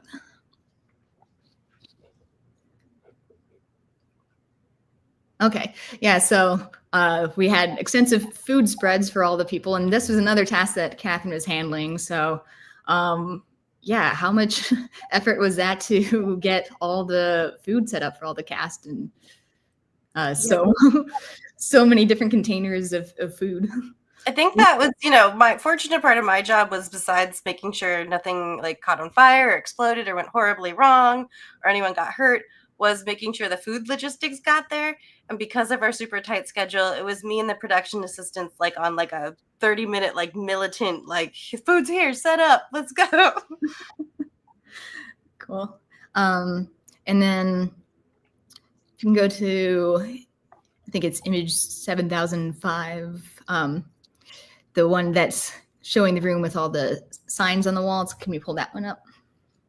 Yeah, so this one I had actually no involvement in. Catherine, I believe you and our production designer figured out all the signs for our community center. What was that process like? So you had some very specific vision of what the place would look like, and a lot of it was reference from your actual gym that you got trapped in that inspired the story. Mm-hmm. So Gilda's went and she like did a big community center hut, and she's like, we need some flyers. So some of them are straight up flyers, slightly different, copyright reasons, that I created from like assets that looked like what was there. So one of them, if you see in the corner by the door on the right, is like a advertisement for a restaurant in town, but I couldn't quite make out all the words, so it's like, it's a good coffee. And is that what it says in Icelandic? It's a good coffee. Okay, cool. I just uploaded one more of the signs. It was Icelandic sign language. Is that a real sign that exists somewhere that you just copied? Yes, Gilda's found that. It's a real sign that exists somewhere. I don't think we ended up including in the film, but another purpose that this scene was served was I saw the background actors all the time just reading these signs on the walls and being fascinated by our Icelandic signage. So that helped keep people occupied, I think. Okay. There's nothing more. Yeah. I think that's all I have for now. Yeah. Are there any more questions from the chat or anything? Yeah, there's one more question from the chat, and then there's one more question from me. But also, I wanted to thank you, first of all, because this was also extremely informative. I'd say educational even, because I had literally no idea about all the stuff you have to do to shoot a film. Like, I know that this is like 1%. We saw 1% of what you did, but like, it was extremely interesting, and now I'm extremely curious about knowing more about a rom-com. So like, I really wish that we're gonna have the chance to do that. So Queer as Cat asked, will you be doing any film festivals on the West Coast? Seattle, maybe. Seattle Aces and Arrows would love to have you. I know there's at least one that we were planning to apply to in California. I haven't seen any festivals specifically in Seattle, but I'll keep an eye out.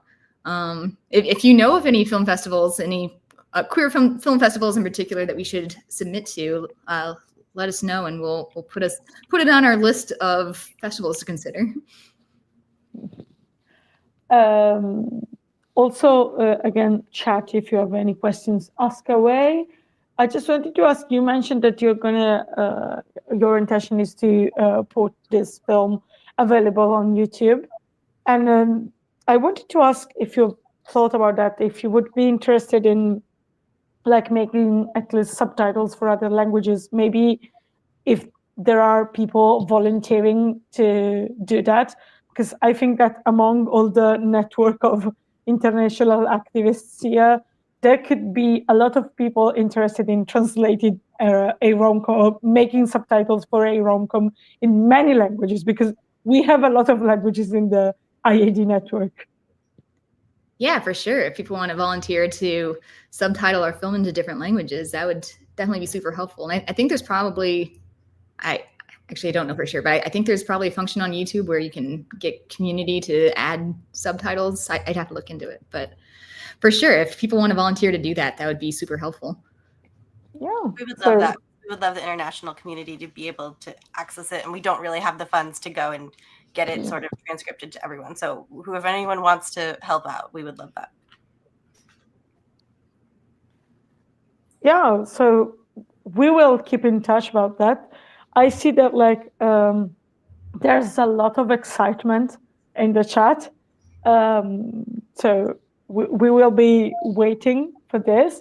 Also, I now remember that there's something else you mentioned via email. You talked about like queer artist spotlight. Oh yeah. Yeah, we collectively, all the Catherines and Katrinas forgot. Yeah.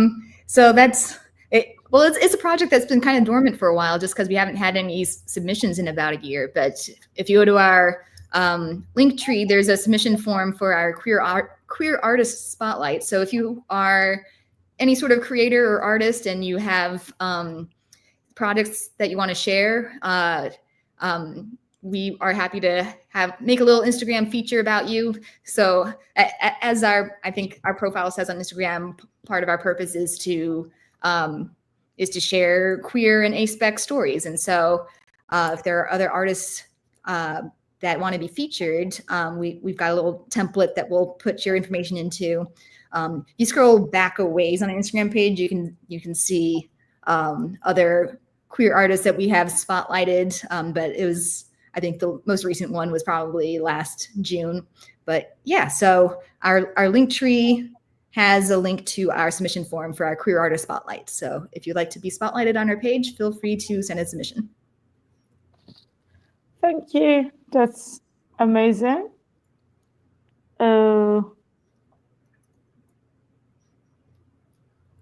Yes, I see that like Nia is writing in the private chat that I had a few more technical questions, if it's okay with you. But like we still have like 10 minutes to spare. Nia, if you want, you can also like directly jump in the stream and ask the questions directly without having to type them out. If you prefer, just let us know. Or let it snow. Sorry, now I'm gonna be obsessed. I think that like the snow thing is gonna become my Roman Empire, because like it's so amazing. And that was the budget-friendly version. Yeah. Hi, Nia. What were your technical Coming questions? From the background. Hello. Thank you so much. Well, I was really excited for this panel to mod for this panel, and excuse my gibberish, I'm a bit tired. But I was wondering how was for you the pipeline work progress, and specifically planning shots in tougher weather conditions, like holding cameras and placing lights is not the easiest thing to do. So as I'm really interested in filmmaking and storyboarding, I would like to hear a little bit about the pre-production and mid-production. Yeah, of course, I spoke a lot about our fundraising process, but pre-production was an extensive process as well, where we spent probably literally hundreds of hours on the pre-production. Yeah, every time we had a storyboarding meeting, it would just be hours and hours. Every time it took so long. But we covered what we thought we'd cover. We only got like a fifth of the way of what we planned to do that day. Right. And we knew that that our shoot weekend, that the schedule would just be so tight. So we wanted to make sure we had our shots planned pretty well. But yeah, we had so many storyboarding meetings just because the discussions would take quite a long time. But yeah, our director of photography, Maddie, was great at putting together storyboards.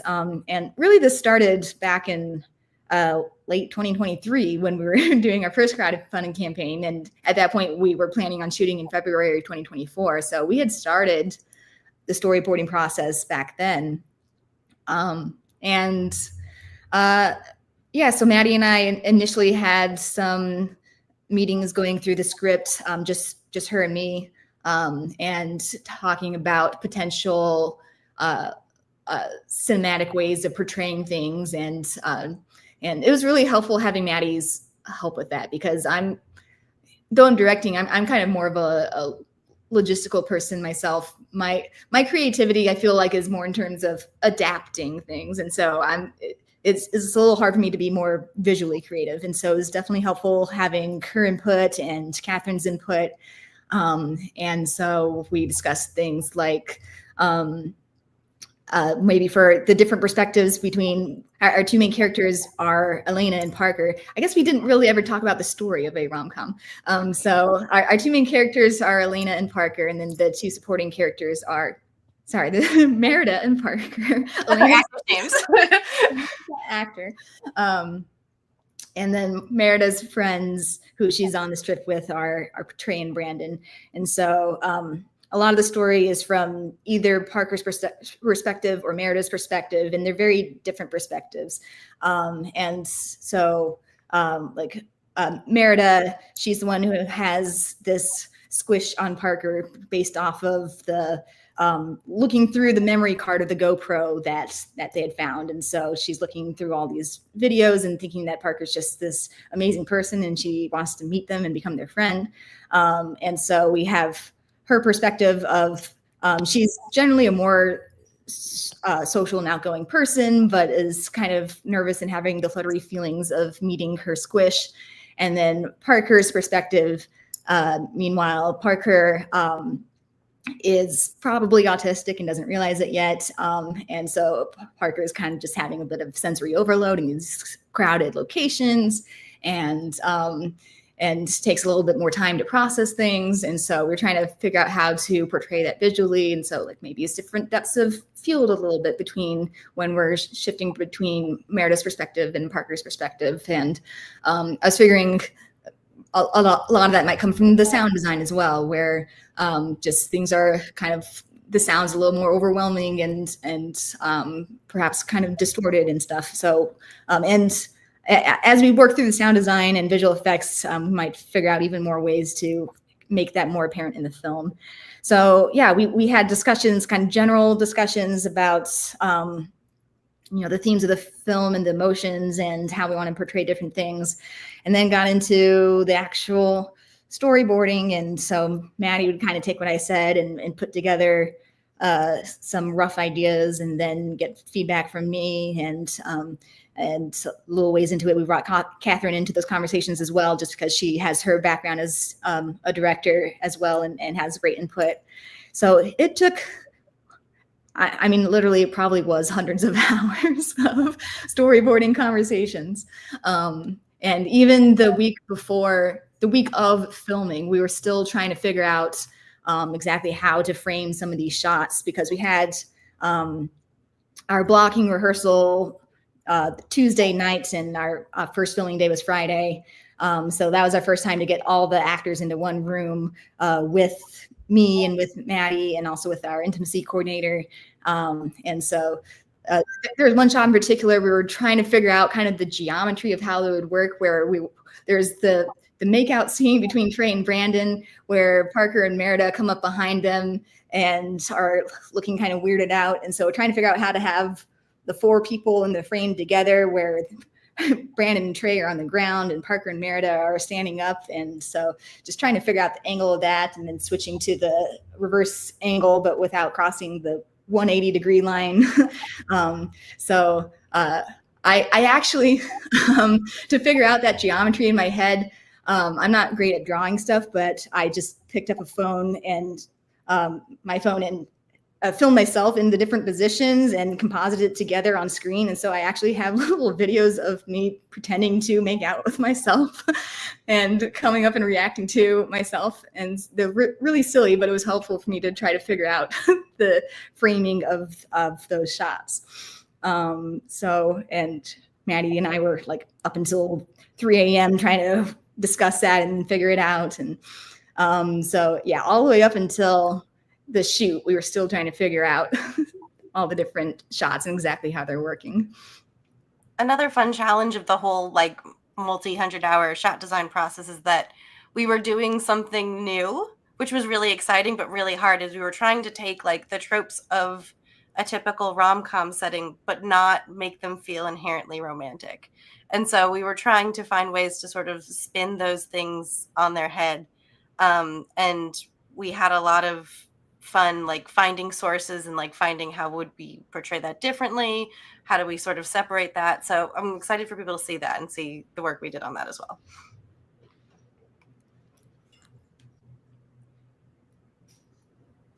Thank you so much. Sure. Do we have time for one last question? There's one last question in chat. Yeah, I think that if Katrina and Catherine agree, like I think you already touched a bit on this, Right. but the question is, what was your experience explaining this project to people?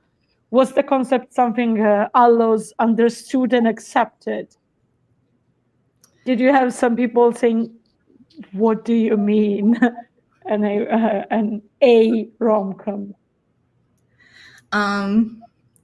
Well, particularly when just saying the name, a rom-com, just saying it verbally could be a little confusing because they're like, okay, so what's it? So you're making a rom-com. What's the rom-com about?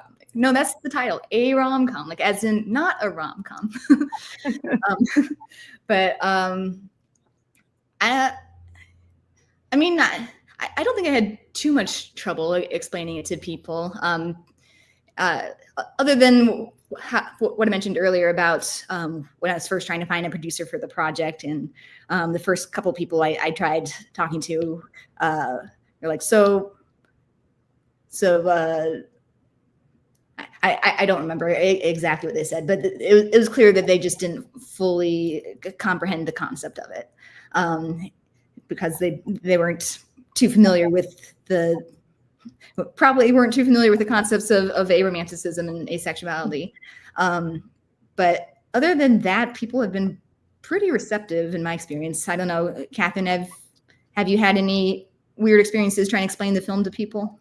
So one of my brothers, who is in a relationship with someone who is on the A spectrum, I like, it's called a rom-com, and he's like, why would ace arrow people want a rom-com? It's like, no. It's because they don't have anything for them. It's not that. It's different. And it took a minute to explain that out to him, but I think it was like, they don't want that. I was like, no. It's not what you think it is. You need to listen better. But that's my brother. So. Catherine, I really want to thank you, because I have to admit that this panel was extremely, as I said, informative and also fun and lighthearted, and you shared with us so much of your work and what you did, and you are so passionate and enthusiastic about it. So it was like really fun. And if I say this when it's 3 a.m., it means that the panel was really nice. I have been awake from like since 4 a.m. and it's currently 3 a.m. Yeah, it's been a long day for you. Yeah, but we're almost there, and like this panel was really funny. I'm gonna think about the snow every time I see anything about a rom-com. I hope that we can help you reach your goal with the post-production fundraiser. We hope to see a rom-com as soon as possible, because we really can't wait. Thank you so much. thank you, chat, for all the enthusiasm and support that you showed to Catherine and Katrina. Go check a rom-com film out. Thank you so much. Yeah, thank you so much for having us and for doing this whole live stream for 24 hours and sticking through it for so long. So happy to keep you awake at this final moment.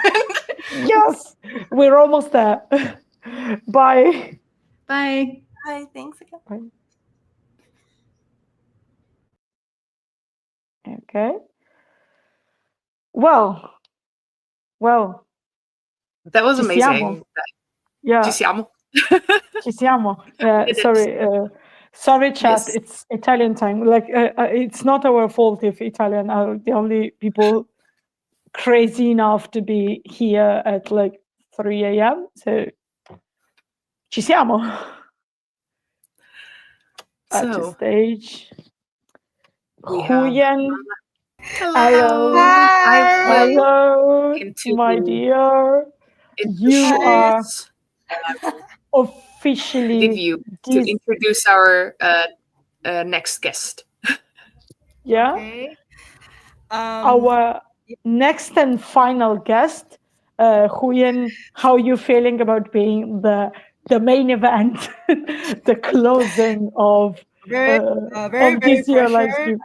Yeah, very pressure, especially after the amazing panels, because I was in early and I hear about all the A-rom-com and I was like, oh my God, how can I do the closing ceremony with this much pressure?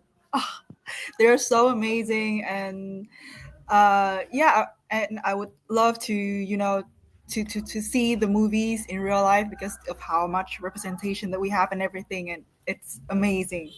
And and also kudos to you too. You stay up so late, and oh my God, it's been a while since we met and everything. So so hi everyone.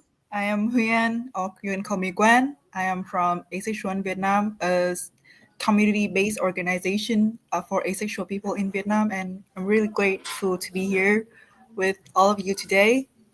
Yay! Yay!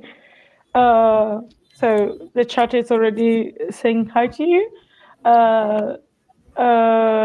You're like in a. What's your setting? So today is actually a holiday in Vietnam. Basically an ancestral day, so I had to travel quite a lot. So I'm right here in my countryside or my hometown. This is the altar. This is basically my grandma's and my grandpa's house. So it's a very cultural setting, if you don't mind. Well, of course I don't mind. I'm sorry that like we are bothering you while on holiday. No, it's fine. It's fine. Honoring your ancestors, as I understood. So like, I hope your grandmother is not bothered because like, well, okay. Sorry, we're doing the live stream here, so of course it's not a problem for us.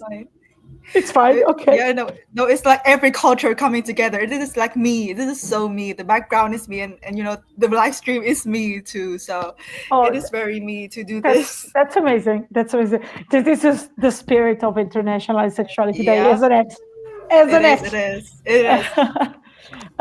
Also, I wanted to mention before we go into serious stuff that I did know that it's a holiday today in Vietnam, and that's thanks to, I want to do a shout out to the time zone converter site I'm using, because like none of this would have been possible if it wasn't for that site. And now that you mentioned it, I remember that it said it's a holiday in Vietnam this day. So are you sure you want to bother people on holidays? I was like, yeah, okay.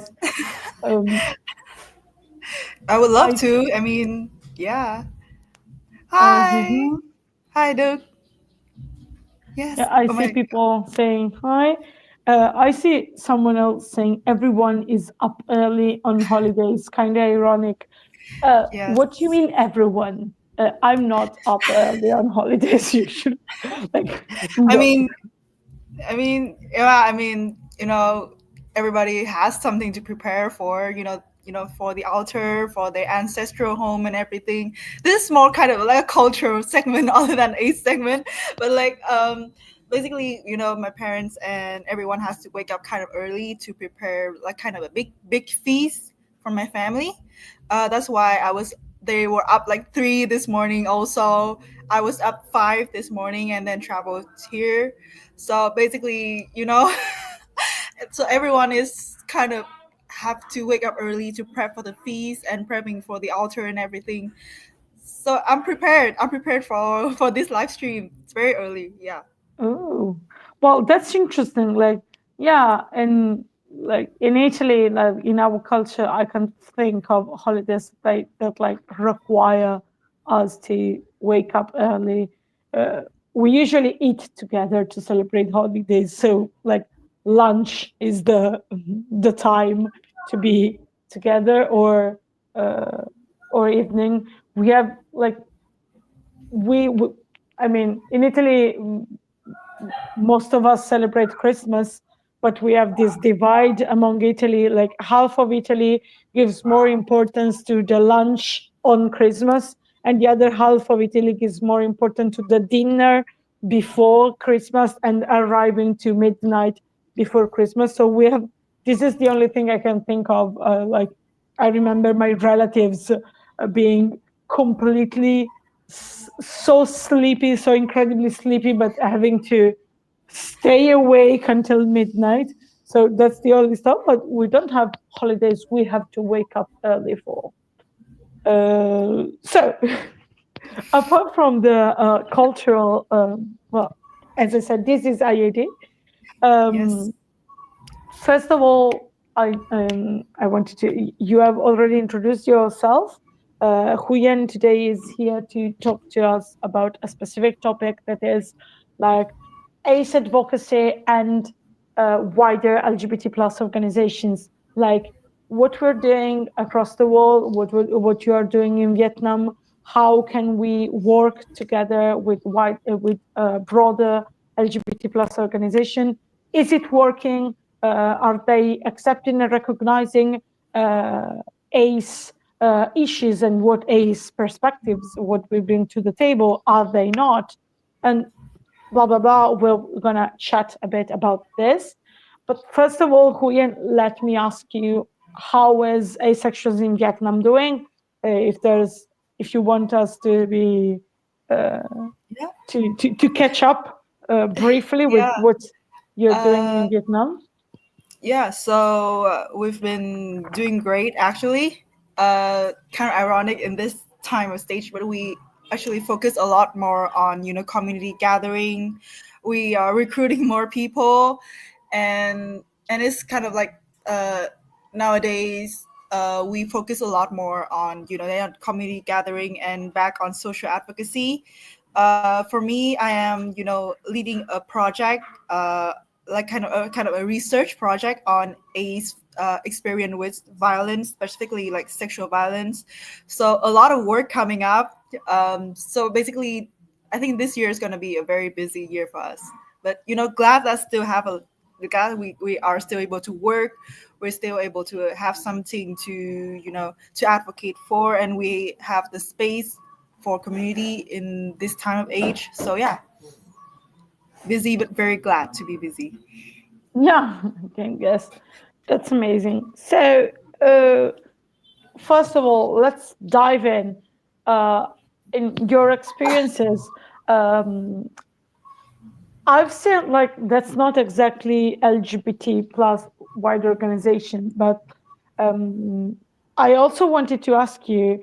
I've seen that like you're doing more and more networking and working together between different groups, advocacy groups across Asia. I wanted to also ask you more about that. How is it going, and are you aiming at creating like a more structured network? How is that working? Actually, I was thinking of it I think I didn't have much plan or intention of building like a formal or structured network. It's just that I was thinking, because of the project that I am doing, that I think I will need a lot of insight, a lot of voices from AIDS community, not only in Vietnam but also in Asia. That's why I was reaching out. I want to connect, and also thanks to my colleagues and my friend P, who was in the chat. She said hi. We was able to reach to each other through the ILGA conference, and that's why I think on the 4th, on Friday, we did have a small gathering of of us, of Manita, I think from Nepal. Yeah, of Of course. Yes, they're a celebrity. There's a celebrity. But people from Nepal, from India, and from Vietnam, we gather and we talk about our experience in activism, our experience in ACE journey, and everything. So it's a very cozy but very heartwarming gathering. When you were saying like a more structured network, yeah, so I didn't think much of it, but it would be great to connect each other. We did have um, a small event with Yumi from Hong Kong and the Hong Kong community. And when I did reach out to, the intend to reach out to the community in Taiwan and to everywhere I go. So I really want to connect, all the different parts of Asia together, and trying to see what comments do we have and what further collaboration can we do outside of this big day of the EID day. So yeah, basically that is just the idea, and that's what I'm planning to do. Nothing to elaborate or anything. So yeah. Mm-hmm. Um, it would be nice to have a more heavily Asian themed Aces Never Sleep next year. What you say? I will come back to it. I will come back to it. No, But but yeah, but actually no, sorry, but actually me and Manita actually talk about this. Like, should we yeah, join? Yeah, should we join as a coalitions of all the A's to have this kind of big Asia A's kind of slot time of sessions, or should we join separately? But because the our event was so close up to, yeah, because it's been so busy yeah. these days, so we just like yeah, so like next year or the other time. Yeah, So yeah. Next yeah, year we're gonna yeah. we're gonna organize that. Also, like there's a lot we could discuss on Yes. IAD itself, and also how like West-centric dynamics tend to repeat themselves also in the spaces of IAD, and we're aware of that. I remember last year that Deepa brought the topic to the table, and I'm sad that we didn't have any more chance to elaborate and to work on that. So I really think that it's important to work on how we can reach out, how we can be a truly, horizontal and collective network as IAD. But that's not what we are here to talk about technically. And I wanted to ask you more about what you're doing. First, how was the ILGA conference, since you met so many asexual people? Did you enjoy yourself? Yeah, no, so I didn't go, but I just No. live vicariously through my colleague Speed, as I've said, and she talked a lot about the conference, and I was able to meet with the Nepali ASPEC network. And yeah, so far the ILGA conference wasn't really inclusive of ACE people. Mm-hmm. So there wasn't any official ACE panels or pre-panels or anything, but I think we are really glad to have my friends and my colleague P there to connect us with all the ACE people, like even though how small and how hidden it is throughout the conference.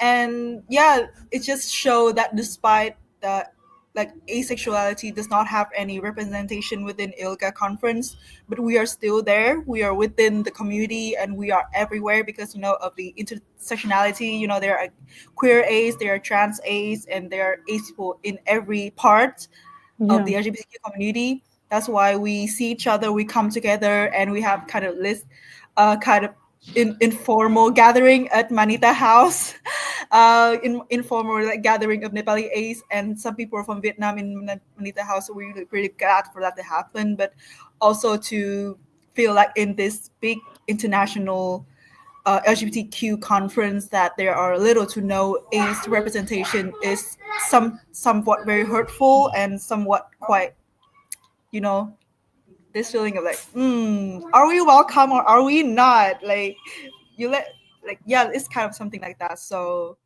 yeah. Oh, damn. Well, I wanted to. I didn't want to like talk about what you want and not talk about what you don't want, but like, I don't remember if you were there for the Iglio event. I think Manita was there, but maybe you I did. you were I did. like Yeah. I think I met recently. Manita for the first time there, I think. Yeah. Yeah. Sorry, I have been doing some events, and like at some point I lost track of who was in which event. But like for the audience, recently there's been like an online event, specifically a panel, an online panel for educating activists about asexuality and aromanticism, although it was mainly focused on asexuality. And it was like Iglio's initiative to promote this panel. Iglio is the, let's say, youth division of ILGA, which is one of the biggest LGBT organization in the Europe and part of Asia. I have honestly never understood how much ILGA is present in Asia or not.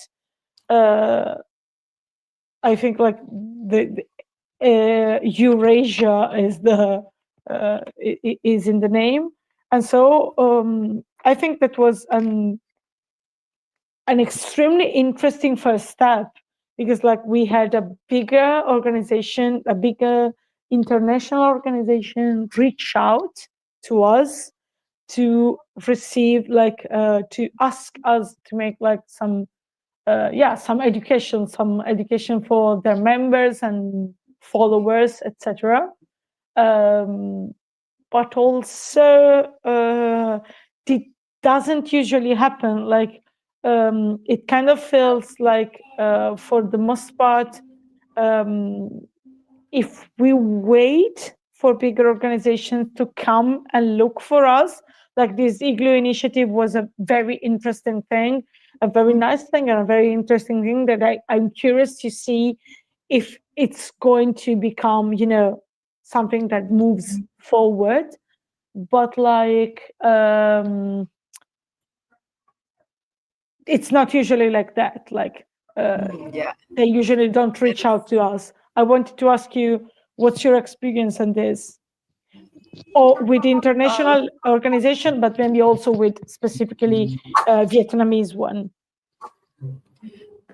So I think so yeah, so as I said, I was there with Manita and another representation, I think, from India, and this was a really nice chat to see, especially to see a kind of a big organization in Europe like are like doing this initiative, and not us reaching out like say, hey, can you please give spotlight to AIDS people, but they are they are very inclusive and they are very active in it.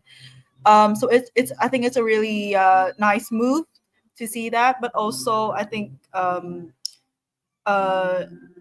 it's different. I think it is there's a difference. I think in Vietnam we are very lucky to have our friends and our network who are really friendly with AIDS people, even though we do not have a lot of program that collaborate with each other, but they do give a lot of chance for the AIDS community to be able to maybe join some kind of training or capacity training, or for us to join in the movement. Uh, However, there is still uh, I think it is not only just because they do not want to be inclusive, but also it is the difference of the narrative in which we push for activism. I think there is a lot of difference. What they are fighting for and what we are fighting for are somewhat kind of contradicting, I think, in their view. I think, for example, when we talk about when we talk about maybe erasing allonormativity, when we talk about removing the stress on romantic relationship, removing the stress on the sexual like expectation, that is what they fight for. That was maybe the huge LGBTQ fight for. They fight for about marriage equality. They fight for about their relationship be legalized, and which I think we are all hard and we are all supportive for. But I think there is just this different in narrative that sometimes make it hard to find like the joint value on where can the two movement kind of intercept with each other.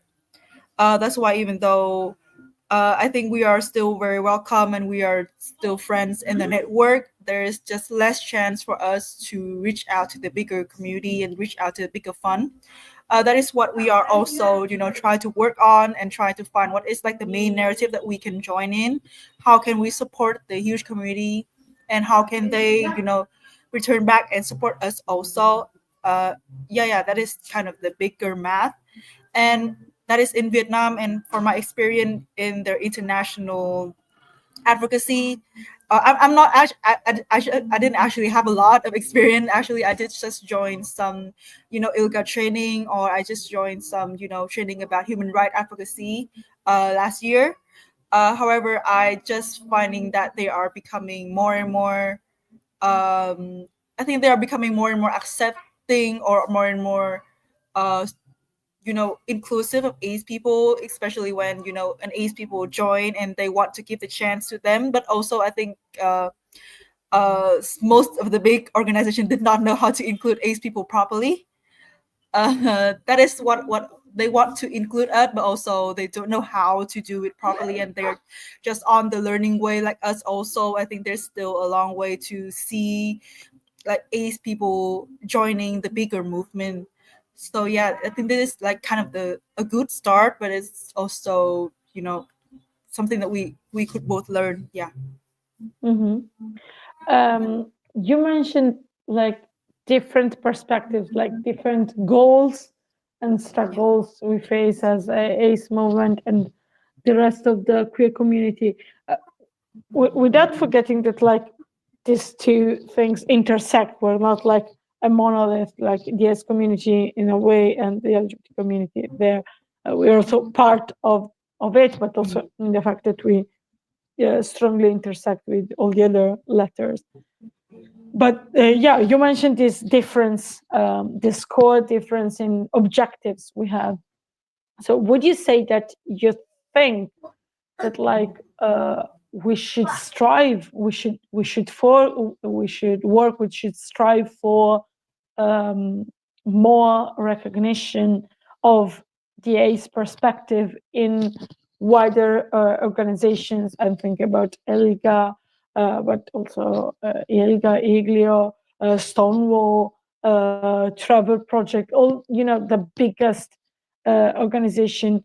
Do you think that like that's something that right now it's worth for us to put our effort in as ACE activists, or maybe there are some things that are like more of a priority? So I also had this question for myself a lot on what kind of direction should I myself push for, or should the ACE in Vietnam push for? And there is this let me think for a little bit, because when we are trying to push for more recognition in the bigger LGBTQ organization, and maybe to find our main, we have to find our main narrative for advocacy. Like other big movement, for example, for the trans rights movement, there is very clear goal that they want to decriminalize transgender people. They want to have healthcare. They want to have legal recognitions, and they want to have legal, gender affirming care, gender affirming surgery. So sometimes we have to ask ourselves, like, what is the main narrative of the ACE movement internationally? not only in Vietnam, but also we need to ask this question internationally. What is our main narrative? And then when we have our narrative that we want, what kind of law, what kind of systematic structure that we want to push, we want to abolish, or what kind of rights that we want for ACE people, for ACE and ARO people, and then we can maybe try to talk and try to see what activities or what can we collaborate with the bigger LGBTQ community. But however, I think that there is also this kind of sorry, did you hear the background noise? I don't know if it's No problem. bothering you. Okay, No, okay, it's not bothering me. Okay. So yeah, that is one thing that we maybe because the ACE narrative hasn't been very, hasn't been highlighted or hasn't been given a lot of spotlight. And second of all, I still think that we do not have to make the joining the bigger community as our main goal, because I do not want us to, lost our community and lost our own space. And sometimes when we try to kind of joining or try to kind of making ourselves become the perfect picture for the bigger community, we kind of lost ourselves. That is my experience. Sometimes I join this bigger conference and I have to think, what kind of right thing I have to say, or what kind of things that I should talk about ACE people so that people will listen to me. And that is the kind of tiredness that sometimes when we think about, we have to, join the bigger movement, we have to make them like us, to make them see us. We have this pressure on ourselves. And I don't think that is a really good, I myself think to do it. I don't have the very, very good things to think about. I still think that for our community, we just have to do the best that we can to build the community, to even though, like, after all, our own objective is our community, is to help our people, is to help these people, live a happier life, to have more recognitions, to have a safe community space. And I think that is still what we strive for, what we work for the bigger queer community is just like we see that they have the resource and maybe they have the experience, and we want that from them, but we do not have to try to intercept us into the, try to kind of losing our own kind of uniqueness to trying to join and trying to say the right things to talk to them. I think that is one of the things that, yeah. Sorry if my language is a little bit jumbling all over the place, because it's okay. Also, let me just repeat and reiterate that you are talking to a person that has been awake for 23 hours with small naps here, there, 2 naps. I had this today of 40 minutes. So I'm really excited. The adrenaline is still kicking. I'm very happy to be here, but still I have been awake for 23 hours. So yeah. And also the night previous to this, I've slept 3 hours. So don't do this at home. Do as I say, not as I do. That's very interesting. Also, let me go through the chat a bit, because I have seen while you were talking, like the chat exploded. Like it's important discussion time, and I saw some very, very interesting comments. Yeah. So P said, "We are the person to do the reach out. Thankfully, we have a tight connection with the NGO doing with LGBT people, so we can engage in the movement." Also, what you mentioned, probably, yeah, there are people in the board member of Engages who are Vietnamese, so we have a chance to attend some of their activities. But yeah, here we were talking about like how much effort should be put into this. And Justin said that this is important. This is an important discussion to have. And he says, I think a lot of ACEs hyper-focus a lot on representation, when what we really arguably need to focus on is liberation. Curious Cat said, agreed. This is a really important discussion that isn't happening as much as needed. And P added, yes, if we have a clear agenda with AIDS rights advocacy, it will be easier for us to join international conference. So, like, I just wanted to go over this exchange because okay, there's more and more. They're still going that. I'll go on and read what they're writing. Like Queer Scat, deprioritizing making ourselves more aligned with or consumable by larger communities and organizations is an important point. There needs to be balance there because it's important, but how important?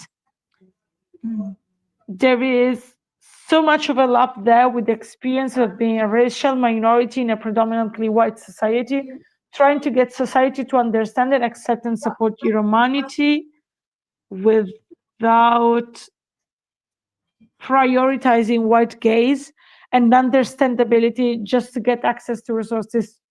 Such a mood. Thank you, Queerscat, for this perspective you gave. Extremely interesting. Justin said, the AIDS struggle is the trans struggle, it's the disabled struggle, it's the neurodivergent struggle, and so on and so on. So, like, chat, be quieter. I'm joking, but like you are going like 100 miles per minute. You are saying all the right things. Yes. So yeah, thank you, Julian. Also, I'm really glad that they are able to make this much. Yeah, I think what they're saying, some of the point is it is really, you know, they get what I'm saying. I'm like, oh my god, they get this much out, this much jumbling at I'm talking right now. That I'm really proud that they are this tune in the conversations. I was talking and I was like, what am I talking about? So the morning brain is getting to me, I think. So I'm really glad to see you guys here. oh, we're using my real name. Sorry, I hope I wasn't doing something wrong in using your real name. I'm talking about this message because I remembered that you mentioned your name earlier during the live stream, so I thought it was okay. In case it wasn't, I'm very sorry. Okay. Also, sorry, can you confirm to me your pronouns, because I referred to you with a pronoun right before, but I'm not sure that they were the correct ones. So while you do that, I wanted to say something about this as well. Like, yes, first of all, yes, everything you all said, you and the chat, I really appreciate it. I think it was Justin saying that, like, our community is sometimes so hyper focused on representation instead of being focused on liberation. Like, personally, I think like representation is extremely interesting. I say things like this often. I usually talk about visibility. Like, I always say that I don't want visibility for the sake of being visible, because like visibility is important. Visibility is tied with freedom, with self-determination, because being visible means taking life in your hands and not being invisible. But also, when you have visibility without rights, when you have visibility without anything else, then it's not visibility, it's exposure. It's a target on your back. We're seeing it a lot with the trans community, I think, all over the world, but especially I can say it in Italy a lot, that like there's been an overexposure of trans people in the latest years, but without any progress in their rights. So now they don't have any more safeguarding, but they are extremely overexposed in society. This literally puts a target on their backs. Oops. So what I meant to say is that, like, I really agree with the chat that we need to be clear with ourselves, to be clear with who we have around us, because yeah, we want visibility, but we don't want visibility for the sake of it. And unfortunately, I often see even well-meaning allos only supporting our need for visibility. Like, on one hand, on one side, we have aphobic people saying that we don't need anything, we don't have struggles, we don't have oppressions, we don't have anything we need. And that's stupid. We know that's stupid. But the allies, the well-meaning allies who say, yeah, we recognize, we see asexual people exist. Okay, yes. Beyond that, name one thing that is one specific struggle, one specific demand we have as ace people. They can't reply. And so, like, that's two faces of the same coin. I don't want allyship based simply on, yes, I recognize that asexuals exist. I want you to recognize that we have specific struggles and specific demands and a specific perspective that we bring to the table in queer activism. So yeah, that's kind of the point. Like, I wanted to emphasize on this fact that, like, I don't want to risk allies, organizations, and the wider LGBT community, as unfortunately I see is often happening, being under the impression that what we want is simply for them to set their eyes on us and their benevolent gaze and say, I see you. I don't want to be seen by you. I want you to know what my specific demands are. And we do have specific demands. So sometimes I feel that, like, trying to get to that point to be recognized by bigger orgs is a lot of effort.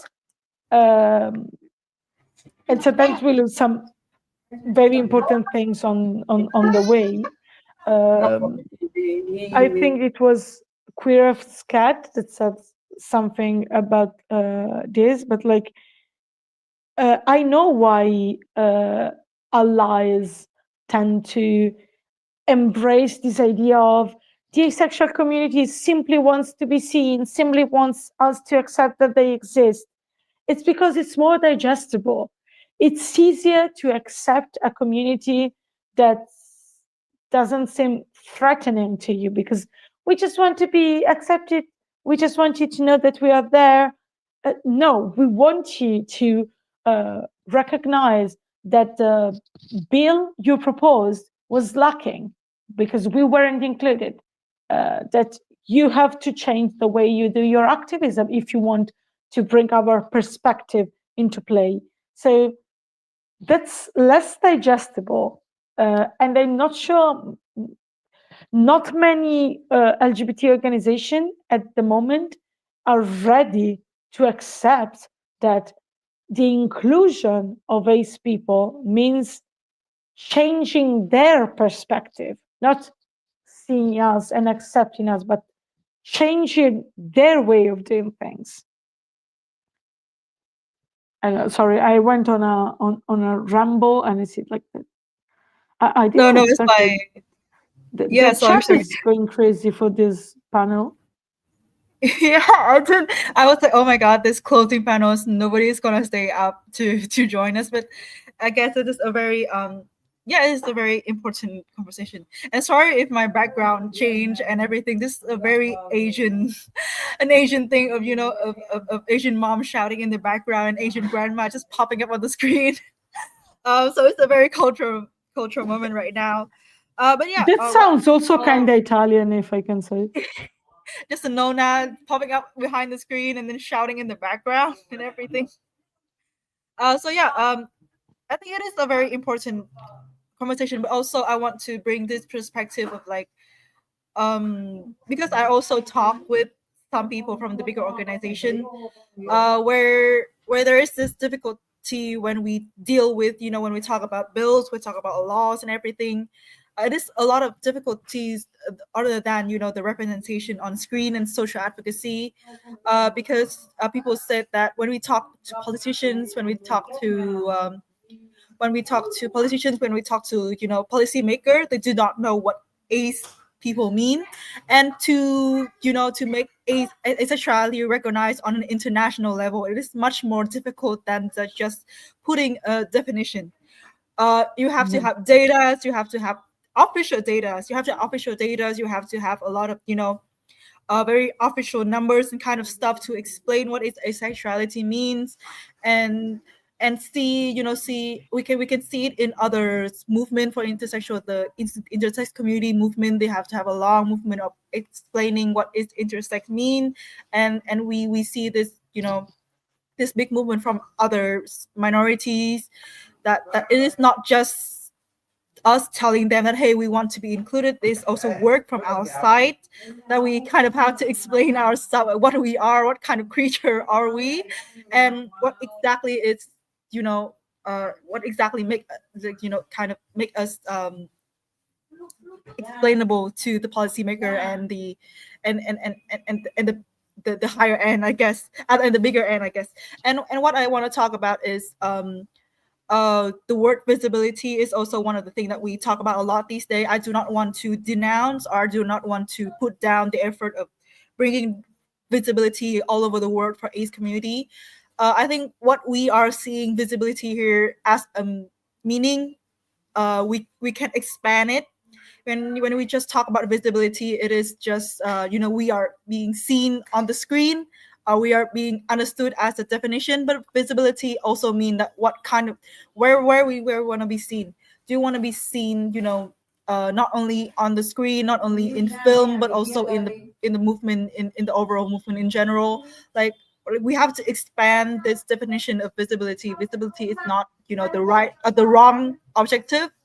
But I think when we usually advocate for ACE visibility, we do not have any, you know, long-term or sustainable kind of movement or sustainable strategies to improve our visibility elsewhere. And as I said, I think it is a very difficult thing to strive for, because you know, people do not understand still what is asexuality. That is like back to our main point, right? Like, we keep explaining what is asexuality is to other people all the time, all throughout this year. But then, you know, maybe explaining it in definition, maybe explaining it with a community definition is not enough. What kind of definition we have, or what kind of data we have to prove ourselves that, hey, we are an exist community that are being at risk, and the risk that we have, like harming our stuff, harming our maybe productivity, you know, with the word of capitalism, is harming our productivity, is harming the economy, or is harming our mental health, is harming our rights. And that kind of explanation is what, you know, will push the, I think what will push the movement further. And even though we do not want to talk about all the struggle and all everything that we have, but that is also one of the narrative that we have to explore. You know, that's why I was doing this project of the violence that ACE people faced within Vietnam, because I also want to see, you know, what does, you know, what we all know that ACE people, like, it is because we are ACE, we're in a community. We all know that ACE people face discrimination. We all know that ACE people face violence, and we all know maybe why they face violence, because their story come to us. But also we have to spread this story further, and not just, you know, telling this, hey, we have difficulty, we have discrimination, we have this, but also we have to create data. So we have to storytelling through a different way. So that I think is why when we talk about visibilities and what beyond visibilities, I think we just have to expand this definition that we have, and try to think of it in a different perspective. So I think the fight for visibility and representation will never end, but it is just that we do not have just one way to fight for representation and visibility. We have many different ways that will eventually evolve into a much bigger movement, I think. So yeah. Sorry, I was. Yeah, I understand that you, of course, were clearly saying that we should write a common international collectively written manifesto of political aspect demands. Yeah, I completely agree. Let's start from Italian and Vietnamese. I'm joking. Maybe. I'm joking, unless who knows. Yeah, so I completely agree with literally every word you said. But at the start of this, of what you said, you mentioned something about the fact that like we can't like wait, let me hear what was written in the chat. It's tiring and exhausting having to do ACE 101 all the time. Yes. I feel like there's a more enriching conversation about compulsory sexuality and amount of activity that we can have with others. Yes, I am very, very, very, very. I agree so much. You don't understand how much I agree. Also, like, sorry if I go on a tangent. We are expected to do the ASPEC 101 every time. Sometimes we are forced to do the ASPEC 101 every time. Even when, I mean, when is it necessary because people need to understand it, to learn it, to educate themselves? And at what point does it become a way to silence us in a very subtle way? Let me elaborate. Once my advocacy group, Rete Lettera, was invited to a festival. This festival was about sex positivity and a broad approach, an inclusive approach to sexuality. And we were asked to have a panel as an ASPEC group. We had 1 hour and a half of time, and we asked them. They told us about the topic of the festival and all the amazing panels that were there about very specific and interesting topics. And then we said, okay, what would you like us to talk about? And they said, ASPEC 101. And we were like, the festival is about a specific topic, about sex positivity, sexuality, exploring your sexuality. I feel like we can do something more interesting than just ASPEC 101.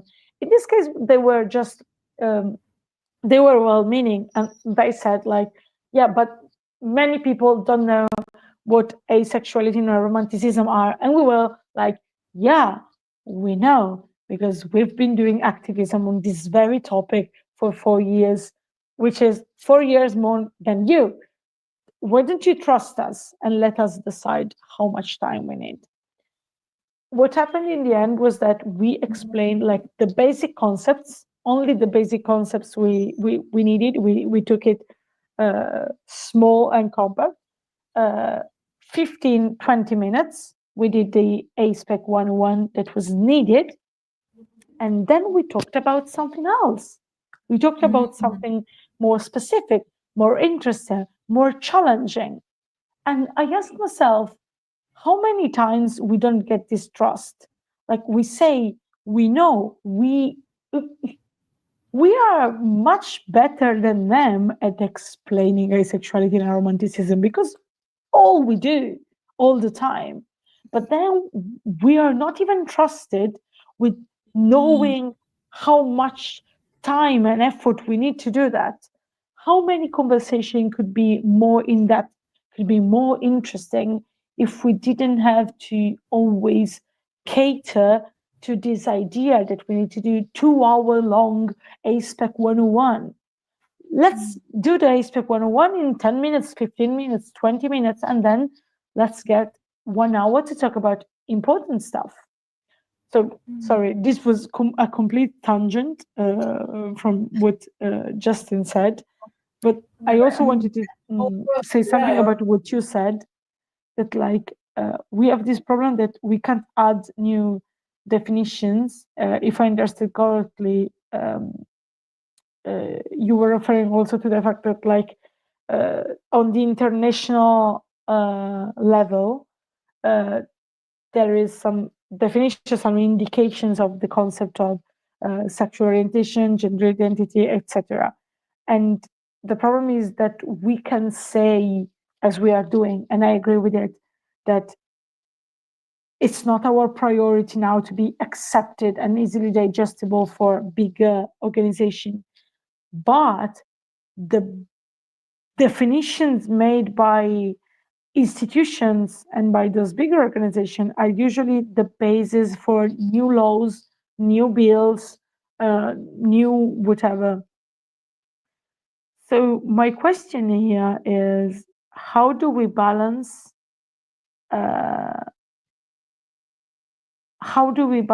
not burning ourselves out chasing the approval and recognition from bigger organizations with the necessity maybe of acting on an international and higher level, or at least national level, to challenge things that we actually need. For example, the European Union has a definition of sexual orientation that excludes ASPEC orientations. Usually, when a new bill, a new law passes in Italy, these concepts usually are not defined inside of the law, but they tend to go up, up, up, up, and they are chained to the definition that they have up in this case, European Union body, in the European Union institution. So if that definition is aphobic, we have almost no hope of having a non-aphobic law. Well, at the moment we have a fascist government in Italy, so we literally have no hope for any LGBT inclusive. But even if tomorrow we have like a great government that passes the law we didn't manage to pass some years ago about hate crime against LGBT people, that won't include ASPEC people, because if it goes back to that definition, it automatically doesn't include us. So yeah, I want to say that like I don't care. At the moment, I don't want to burn myself out for chasing bigger organizations, but this is also something I need. So how do I balance that? Sorry, I have talked for so much time. No, I mean, yeah, but no, I love our exchange, because whenever you talk to us, I know that we are both very passionate about this topic, and your question is, I think it's a very hard one to answer. That is what I'm still trying to do as well. Like a side note, I am not international policy or any kind of advocacy background. I'm just a purely a biology girl trying to do this, I guess. So I don't think I will have like a perfect, or I will have a great answer to this. I think that there are activists that have done this well. I also want to learn their secret too. For example, like Jasmine, that she was able to advocate and using her influence, her advocates for at least the law and the bills in UK. And I think, of course, there's a difference in each country, and also there's much of a difference of the dynamics of diplomacy, of international relations, and everything on the international realm that we, as human beings who did not have a background in that, will not be able to get. So I think sometimes it is not just what we are trying to do, but we are also what can we learn. But I think that yeah, I think there is a reason why. Wait, sorry. What was the question again? Is it about balancing, right? Balancing the Balancing wanting to say we don't want to burn yeah. ourselves out chasing approval from bigger organizations, with the fact that bigger organizations are usually nearer or inside the room where things that are going to impact us as well are written. Okay. So I think there's this one thing that is not just applied to talking, not just applied to burning ourselves, to trying to kind of make ourselves the perfect victim or make ourselves the perfect image for it. But I think there is this thing that I just learned last year, not only in advocating international realm, but also in just expressing myself in general. Is that we of course we want to explain ourselves, of course we want to but there's a lot of tiredness tied to the fact that we as a minority community have to explain ourselves over and over again. So I think we just have to ask whenever we try to explain or whenever we try to intercept is whether or not this will work, whether or not they will listen to us, and what is lacking in this context that make them that do not listen to us, before we try to say like, hey, we need to be included in this, we have to be included in ABC, because I think for my experience, at least my little experience in the interaction with international mechanism, is that they need to have data, they need to have specific kind of maybe there's a specific kind of data, specific kind of of advocacy that will help them include us. But yeah, so I think it's a very hard question. That's why I was rambling with this, just that we I think we just have to have our own strategies of how to do this. Like I've said, like, come back to the point, what is our narrative?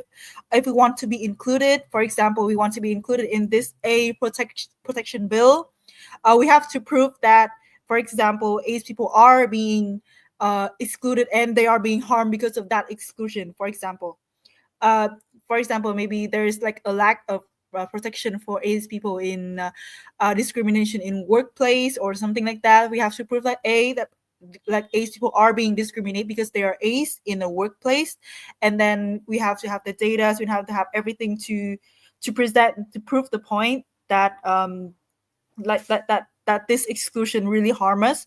Because as I've said before, when we talk to them, we have to talk in their language. We are all talking here because we understand each other. We have been friends, we have been in the community, we have heard stories so many times. That's why it's felt tiring, that's why it felt redundant to us almost. But we have to also think that when we talk to them, especially because there's this power dynamic, right, that they are, of course, the bill maker, the policy maker. We do not have, maybe we do not have the resource to properly speak to them, but also we need to also learn, like, what language are they talking, what in that space, what is the language they are talking about. And there's a balance between we trying to speak to their language versus we are trying to turn ourselves into them. So I think that is what we have to kind of pay attention to, is that we are here, our goal being here to talk to them is that we want to bring what the community, what the data, what the story of our community to them, but talk to them in their language so that they understand us. Of course, I don't think there is this what happened for our community, that there is no explicit exclusion. There's no explicit exclusion that say like, hey, I don't care about AIDS people. If they talk to us, I do not want to include them. But also there is this barrier of like non-explicit, like not very, but very implicit inclusion, that we think that we could be there, but could we, like also this, like, we are on the edge of, should we go in or should we go out, or where should we go?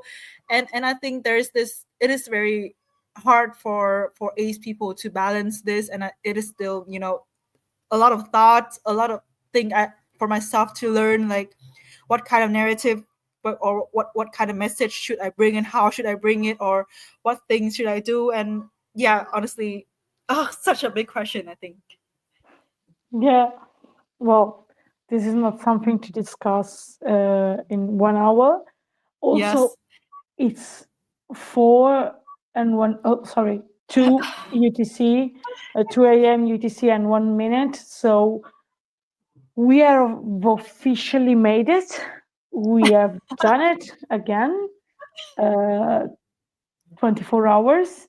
Yes. So we are probably, I don't know if you wanted to read what the chat is saying, like, or we want to wrap up, because there's so much stuff here. Yes. Oh my God. Thank you. Especially to everyone who was able to kind of understanding the message I was saying through my very broken English. Through Your others, English is not broken. to my very broken English. And just, yeah, thank you everyone. Honestly, after just all of this, it's just, I think it's just a matter of when we move forward, we just have to kind of instead of trying to, I think I used to talk about this with you and with the people in the Uglio panels, that there is this there's this concept of what is it? I forgot. Oh my God. What is like basically this concept is that the people in the minority group will always have to use their emotional labor, the unpaid emotional labor and unpaid physical labor, to prove that they have the space in this world, that that the space that's being, you know, taken from them, and they have to prove themselves through unpaid labor, emotional labor, to prove that we are deserved to be in here. But also what we can do is that we should, you know, reserve it to the ones who will really help out, to the one that we think that is really productive, instead of just, you know, do ACE 101 to every audience, to every person ever, and then having to face all of the ridiculous questions and everything. Maybe we ask ourselves that, will this person listen, or will this ACE 101 go anywhere? Like, we have to ask ourselves for the longer term, instead of just doing it for the sake of visibility. We have to ask, when I do this, what else, like what is the next move, or what else can we do? What else, you know, what is the expectation to kind of make this a sustainable thing, instead of just, you know, hey, you understand that is ACE and that is okay. So I think that is what honestly kind of change my perspective of ACE activism, to kind of take it much more seriously, to take it with, I think, intention, instead of you know, going every space to see, like, hey, I am the ACE people here, you have to recognize me. But also, then what else, when they recognize me, then what else, what can I push for if they see me? And that is what I think I am trying very hard to do. You're doing amazing. Let me read what Quirascat wrote, and then I think we're going to wrap up. Yes. Quirascat said, it's good that we create resources that we can refer organizations and allies to who do want to help us, who need ACE 101. But each of us, both individually and collectively, also need to draw some kind of line to protect our time, energy, mental resources. Well, once those resources are provided, there is a certain level of mutual effort that we can reasonably expect on their part to meet us, as in that understanding and educational effort. And in that mutual effort, and if that mutual effort isn't met, that we then draw the line, that line even with well-meaning organizations, that allows us to back off and walk away when needed. Yeah, that's kind of an attempt to answer the question. I think that then we're gonna have like some more complexity, but I think there's a good. Oh yeah, there was one last message. So we part ways without guilt of, but they just mean well. It's hard to uphold those boundaries, especially when we know that they mean well, but we can't help our community and other efforts if we can't protect ourselves. Let me check that this was the last one. Yes, I think so. Yeah, I agree. I completely agree. I think this is a topic that needs to go more in depth. We're not going to do it now because we're wrapping up. Huyen, it was amazing to finish this crazy thing with you. I'm probably gonna wrap up. Nia, you're still awake. Come on stream. Don't you dare not being on stream for this. You've been here all this time. Come. Oh no, they're not here. No. Only us. Oh no. Oh, I really don't want to wrap this up without Nia. Like, they stayed up all this time. Oh no. Do you think they fell asleep? I think so, yeah. Oh, I think oh god! Like literally fell asleep on the computer. I hope not. hard work. Nia, honestly, yeah. if you hear me, get into the stream. Okay, I will write it on private chat as well. Get on stream. Well, But then really, it's to us. It's our turn to wrap this up. I just wanted to, well, first of all, I'm gonna thank you since you're here. Thank you for this amazing panel. And then I have some other thank yous to do. So I want to thank you. Thank you to all the panelists. Luciella Scarlett, CJ's Galaxy, Manita Karma, Shushoban, BJ, Zion Zed from Nepali Aspects. I'm sure I have butchered the pronunciation, so Shushoban will be able to laugh at me. So Nia, Vesper, Aces Going Places, Indian Aces, and all the panelists at IAD per IAD.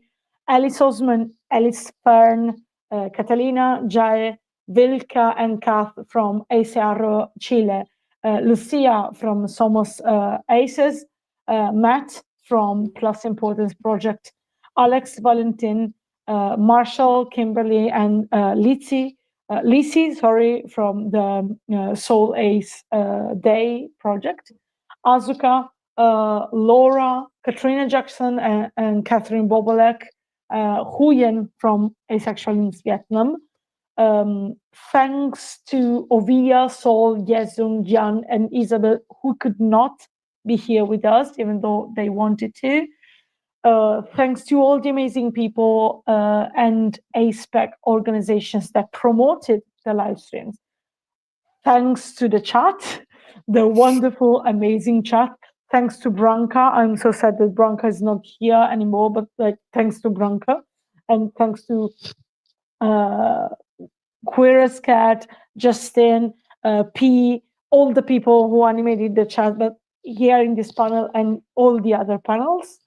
So also thanks to bow ties, phones put in fridges not to overheat, Azuka's cacti, thanks to Aces Going Places, amazing table full of ASPEC coded food and people shoveling snow. Thanks to Erwin's collection of ASPEC t-shirts, thanks to book recommendations, thanks to ASPEC artists, Fatih BBB, Glitter Rainbow, Sky, Queer Mushroom Forest, Santarma, and many more. Thanks to everything that made this extremely fun.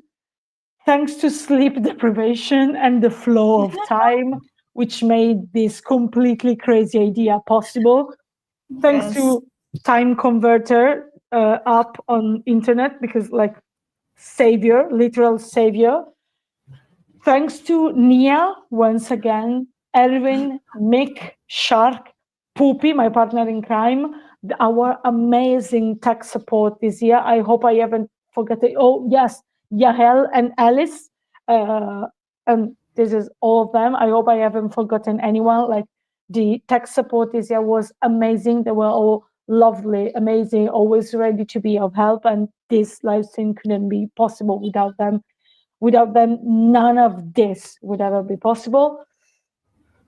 Thank you to the asexual community, which never ceases to surprise me and is probably always going to be the safe space for my crazy idea and a bunch of self-destructive behavior from some people all around the world. I really, really, really, really love you so much.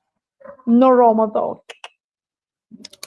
Bye. And thank you to you too. Thank you to you too. Yeah. Also, Thanks remember for to get in touch. Remember to keep in contact, because like the next IAD is like just 1 year away.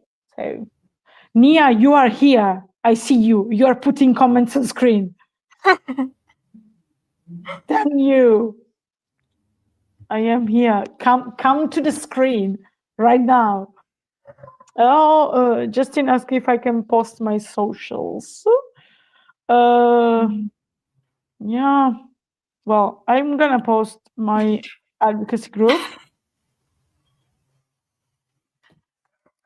Which is my advocacy group that I didn't thank, but I shouldn't have, because also Yes. I think they I are was like my heart, literally my heart. If you want something a little bit more personal, this used to be my ASPEC memes page. I don't use it anymore. I don't can post anymore, but I use it as an account sometimes. So yeah, for anyone who are holding the IAD, Nick, can I send you my organization socials instead? Because I don't think I can join the chat because I haven't logged in. So yeah, of course, like write it in the private chat and we will put it on screen. okay. Nia, you weren't here for all the greetings and wrapping up. I'm so sad. Oh no. Wait a Oh minute. no. So My that's brain has disconnected a little, but I am so happy that we managed to arrive here. Thank you so much for putting me into the background. Thank you so much. Share on stage. Well, on this light note and saying goodbye with all my support system here, I think it's really time. Wait, there's another. Copy and put it on So I think screen. it's This is the really last great one. to see you. I think I will have to go for now. For the big band choir, for the big feast, my cousin have been calling me to come. Stop Okay. working, and I'm just like, Okay. We're all going, so I'm gonna press the red button. This year, I'm gonna press the red button at the right moment, because if you don't remember, last year I accidentally ended the live stream before the finishing mark. So I'm going 3, 2, 1.